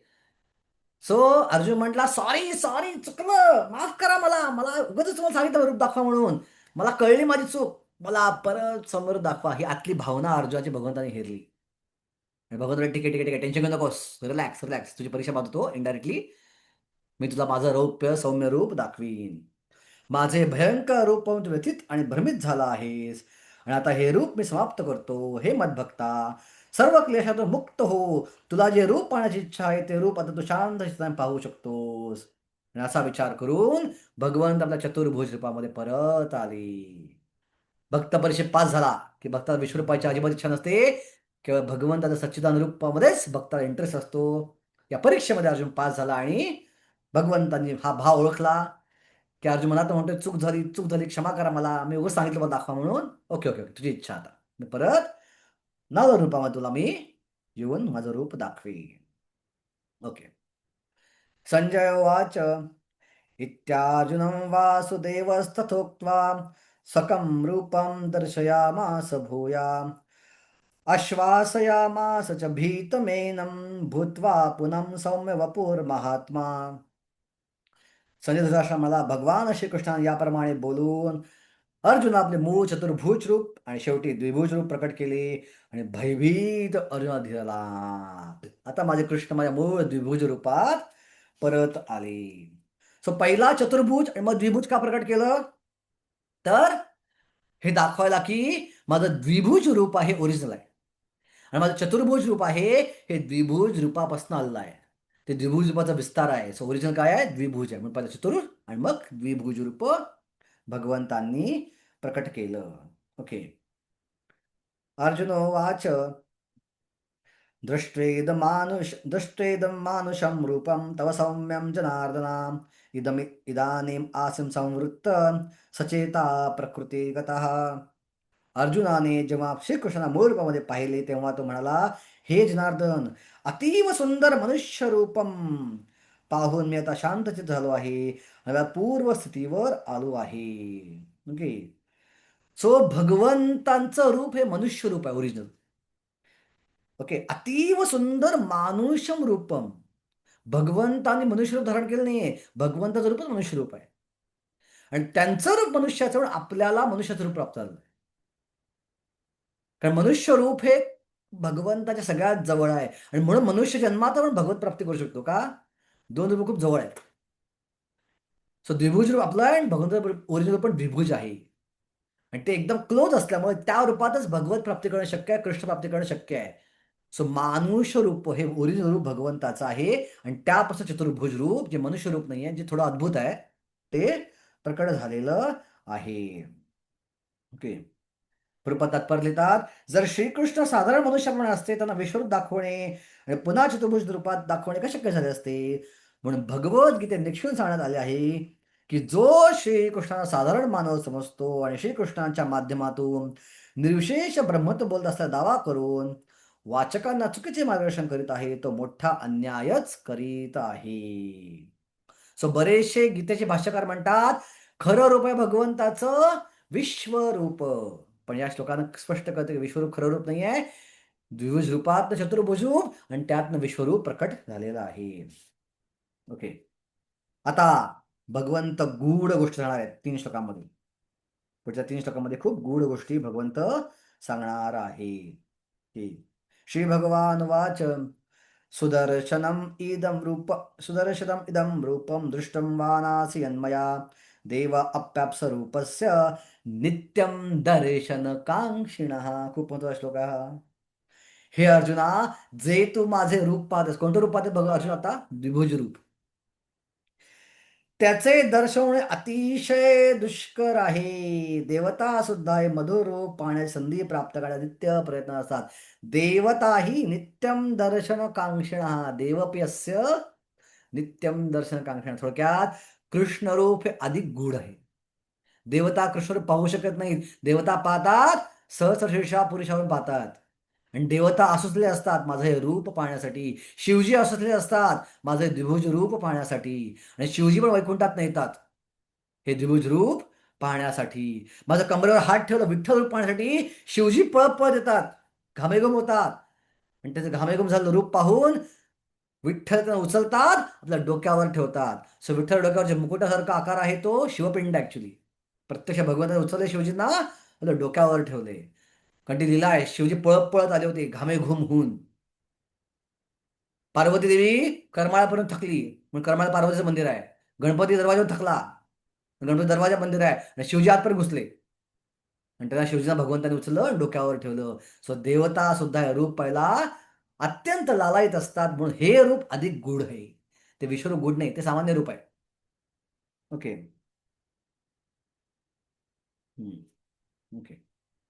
नाहं वेदेन तपसा न दानेन च चेज्जया शक्यम एवाविधं दृष्ट्वा वानसि मायथा. तुझ्या दिव्य चक्षुद्वारे तुझे रूप पाहत आहेस ते केवळ वेदाध्ययने, कठोर तपाने, दानाने किंवा पूजेने जाणे शक्य नाही. या साधनाद्वारे कोणीही मला माझ्या मूळ रूपामध्ये पाहू शकत नाही. ओके. कुठले ऋषीमुनी, कुठलेही ज्ञानी लोक योगी लोक मला हे रूप पाहू शकत नाहीत, अशक्य आहे पाहणं. मग माझे द्विभुज रूप कसं पाहता येईल? म्हणजे उत्तर भगवान देत आहेत श्लोक क्रमांक 54 मध्ये. भक्त्या तु अनन्या शक्यम अहम एवं विद अर्जुना ज्ञातुम द्रष्टुम च तत्वेन प्रवेष्टुम च परम तपा. भक्त्या तु अनन्या. अनन्य म्हणजे काय? शुद्ध भक्ती. अन्याभिलषता शून्य ज्ञान कर्मादि अनावृतम अनुकूलेन कृष्णानुशीलन भक्तिरुत्तम. म्हणजे भक्ती आपण करायचा प्रयत्न करत आहोत. शुद्ध भक्ती. आपण भक्तीचे 11 प्रकार पाहिले आहेत बरेचदा. मागच्या रेकॉर्डिंग ऐका, तुम्ही ऐकायचं असेल तर. हे वेगळे प्रकार आहेत. प्रधानीभूत भक्ती, गुणीभूत भक्ती, मिश्र भक्ती आणि सगळं शुद्ध भक्ती. केवळ अनन्य भक्तीद्वारे, शुद्ध भक्तीद्वारेच आपण भगवंताचं द्विभुज रूप पाहू शकतो, कृष्ण रूप पाहू शकतो. ज्यांच्याकडे अनन्य भक्ती नाही ते कृष्ण रूपात भगवंतांना पाहू शकत नाहीत. तुझ्याकडे अनन्य भक्ती आहे, तू माझा अनन्य भक्त आहेस, शुद्ध भक्त आहेस, म्हणूनच माझं द्विभुज रूप तू आता पाहून आनंद घेऊ शकत आहेस. आणि हे केवळ अशा प्रकारे आनंद भक्ती केल्यानंतरच तू माझ्या रहस्यमय तत्वात प्रवेश करू शकतो. कोणतं रहस्यमय तत्व भगवंताचं? भगवंताच्या वेगळ्या लीलांचं आदान प्रदान, भगवंताच्या वेगळ्या रसांमध्ये आदान प्रदान, हे रहस्य तत्व आहे. भगवंत आपल्या भक्ताच्या अधीन होतात, हे त्यांचं रहस्य तत्व आहे. भगवंत स्वतःला भगवंत मानू इच्छित नाही. त्यांना इच्छा आहे की मला लोकांनी त्यांच्या बरोबर किंवा छोटा मानावं, हे त्यांचं रहस्य तत्व आहे. ओके. अशा प्रकारची रागानुगा भक्ती भगवंतांना अधिक आवडते. व्रजभक्ती भगवंतांना अधिक आवडते, ज्यात भगवंतांना ते भगवंत मानत नाहीत. सो केवळ भक्तीचं हे रहस्य तत्व आहे. सो माझ्या द्विभुज रूप तू जाणशील, या रहस्य तत्वात तू प्रवेश करू शकशील आणि माझ्याशी त्या प्रकारच्या रसाचं आदान प्रदान तू करू शकशील. ओके. सो हे केवळ कसं शक्य आहे? अनन्य भक्तीद्वारे. इतर कोणत्याही भक्तीद्वारे कृष्ण रूप पाहणं शक्य नाहीये. सो आपण विश्वरूप पाहू शकत नाही भगवंताचं, पण आपण विग्रह रूपात कृष्ण रूप पाहू शकतो. सो आपण अधिक भाग्यवान आहोत. विश्वरूप पाहणारे कमी भाग्यवान आहे. आणि आपण हे रूप पाहू शकतो आणि या रूपाचं महत्व जाणू शकतो आणि हे रूप सर्वोच्च आहे हे आपण जाणू शकतो. जगातल्या 33 कोटी देवतांपैकी मोजक्याच देवतांना माहिती आहे की कृष्ण पूर्ण पुरुषोत्तम भगवान आहे. त्यांना बाकीच्यांना माहित नाहीये. आपण देवतांपेक्षा भाग्यवान आहोत. बघा, प्रभुपादांच्या कृपेमुळं, आपल्या गुरुजनांच्या कृपेमुळं, शिक्षा गुरूंच्या कृपेमुळं, भक्तांच्या कृपेमुळं एवढे भाग्यवान आपण आहोत. ओके. सुप्रभातादी तात्पर्यामध्ये कसं कृष्ण रूप हे सर्वोच्च रूप आहे या उदाहरणाद्वारे स्पष्ट केलेलं, वेगळे कोट शास्त्रात श्लोक कोट केलेले आहेत त्यांनी. तुम्ही नंतर तुमच्या स्वाध्यायामध्ये अभ्यासामध्ये वाचा ते. आणि अशा प्रकारे आपण 11व्या अध्यायाच्या शेवटाला आलो आहोत की आता हे रूप पाहिलंच तू, विश्वरूपाचं भयानक रूप, कालरूप पाहून, सौम्य रूप पाहून, द्विभुज रूप पाहून, आणि ते कसं प्राप्त करता येतं, जे देवतांना पाहणं शक्य आहे, हे सगळं जाणलंच तू. आता काय केलं पाहिजे? एवढं सगळं जाणून कळलं पाहिजे. आता ते काय केलं पाहिजे ते भगवंत या श्लोकात सांगत आहे, श्लोक क्रमांक 55 मध्ये. मत्कर्म कृत मत्परमो मद्भक्ता संगवर्जिता निर्वैरा सर्वभूतेषु यस मामेति पांडवा. आता कळलं ना अर्जुन तुला की माझं द्विभुज रूप सर्वोच्च रूप आहे आणि ते अनन्य भक्तीवर प्राप्त करता येतं. आता काय कर हे अर्जुना, ते सकाम कर्म आणि तर्कवादाच्या संघातून मुक्त होऊन माझ्या विशुद्ध भक्तीवर संलग्न होतात. जो माझ्या प्रित्यर्थ कर्म करतो, मला आपल्या जीवनाचे परमलक्ष्य मानतो आणि सर्व प्राणी मात्रांशी मित्रत्वाने वागतो, तो निश्चितपणे मला प्राप्त करतो. सो आता तू काय कर? शुद्ध भक्ती कर. आता कुठली मिश्र भक्ती करायला जाऊ नकोस, किंवा शुद्ध भक्ती कर. तुझं युद्ध मला अर्पण कर आणि माझी प्राप्ती कर. थोडक्यात माझ्या भक्तीमध्ये रथ हो. विश्वरूप दर्शन अध्यायाचा सारांश आहे. विश्वरूप हे सामान्य रूप आहे, द्विभुज रूप हे श्रेष्ठ रूप आहे, सिक्रेट रूप आहे, गुप्त रूप आहे. देवता पण पाहू शकत नाही, ते पाहता शक्य आहे अनन्य भक्तीद्वारेच. म्हणून माझी अनन्य भक्ती कर. अशा प्रकारे भगवंतांनी विश्वरूप अध्याय हा इथं संपवलेला आहे. हरे कृष्णा. सॉरी, थोडं एक 15 मिनिट एक्स्ट्रा घेतलं मी आणि थोडं फास्ट गेलो आज. पण ऑफकोर्स जिथे एक्सप्लेन करणं शक्य आहे तुम्ही एक्सप्लेन केलेलं आहे. आणि काय काय गोष्टी एक्सप्लेन करायला अर्थच नाही, त्या दिसत आहेत, तर तुम्ही पटापट वाचत गेलो. तर काही एकदा तुम्ही वाचा घरी तुमच्या फावल्या वेळामध्ये. आणि काय शंका असेल, सगळी तात्पर्य वाचलं गेलं नाही मी इथं. कारण का इथं कसं आहे, प्रभुपादांनी अनेक रेफरन्स दिले तात्पर्यामध्ये आणि ते गोष्टी सिद्ध केलेल्या आहेत, विशेषतः श्लोक क्रमांक 54 मध्ये, की कसं भगवंताचं रूप हे भक्तीद्वारे शक्य आणि शुद्ध भक्तीची व्याख्या काय व्याख्यात वगैरे सगळं प्रभुपादांनी एक्सप्लेन केलेलं आहे. तर पुढच्या 2-3 आठवड्यांमध्ये जन्माष्टमीच्या आधीपर्यंत 12वा अध्याय आपला छोटासा अध्याय आहे. सो आज तारीख आहे 9 तारीख, 9/7/16 आणि 24. आणि 24 तारखे 2 आठवड्यामध्ये हा 12वा अध्याय आपण पूर्ण करूया. आणि मग आपण 2 आठवड्याचा गॅप घेऊया, तुम्हाला तयारीला वेळ देऊया आणि त्याच्या पुढच्या जन्माष्टमीचा आपण जेव्हा भेटू त्यावेळी आपण आपल्या या अध्यायावरची परीक्षा घेऊया. हे 12 अध्याय संपेल, मी प्रश्न ग्रुपवरती पाठवेन. ओके, सगळ्यांनी तयारी करा व्यवस्थित आणि सगळ्यांनी एकाच दिवशी परीक्षेचा प्रभूजी परीक्षेला वेळ थोडा 15 दिवस प्रभूजी दिले आहेत. परीक्षेला थोडा जास्त वेळ द्या, 15 जास्त वेळ दिवस द्या. दिले आहेत, 15 दिवस. नाही नाही, तयारीसाठी नव्हे, हं? लिहिण्यासाठी. हो, एवढ्या दिले. पटापट मागच्या वेळेला मी 80 मार्काचंच लिहिलं होतं. चालेल चालेल, काय काळजी करू नका. पास करू. हा. काय काळजी करू नका. हरे कृष्ण कारण प्रभूजी. एका तासात एवढं होत नाहीये. काही हरकत नाही, मला माहिती आहे ते सगळं. तुम्हाला कोणी नापास करणार नाही, आता फक्त लिहा. नाही नाही, ते आहे. हा. कारण एवढं लिहून होत नाही ना, गेल्या वेळेला 80 मार्काचंच लिहून झालं होतं. शाळेची सवय केली लिहायची ना. हो. ओके ओके, हरकत नाही. चालेल. तर तुम्हाला 1.5-2 तास आपण देऊ पेपर द्यायला, काही प्रॉब्लेम नाही. चालेल चालेल. ठीक, पण एकत्र हरकत सगळ्यांनी पेपर लिहा आणि एकत्र सबमिट करा पेपर. हो हो ओके, हो हो. चालेल. तर श्लोक कुठलेही पाठ करायचे आहेत या अध्यायातले, श्लोक क्रमांक 54, 34 आणि 54, 33 आणि 54. 33 आणि 54 तुम्हाला पाठ करायचे. चालेल.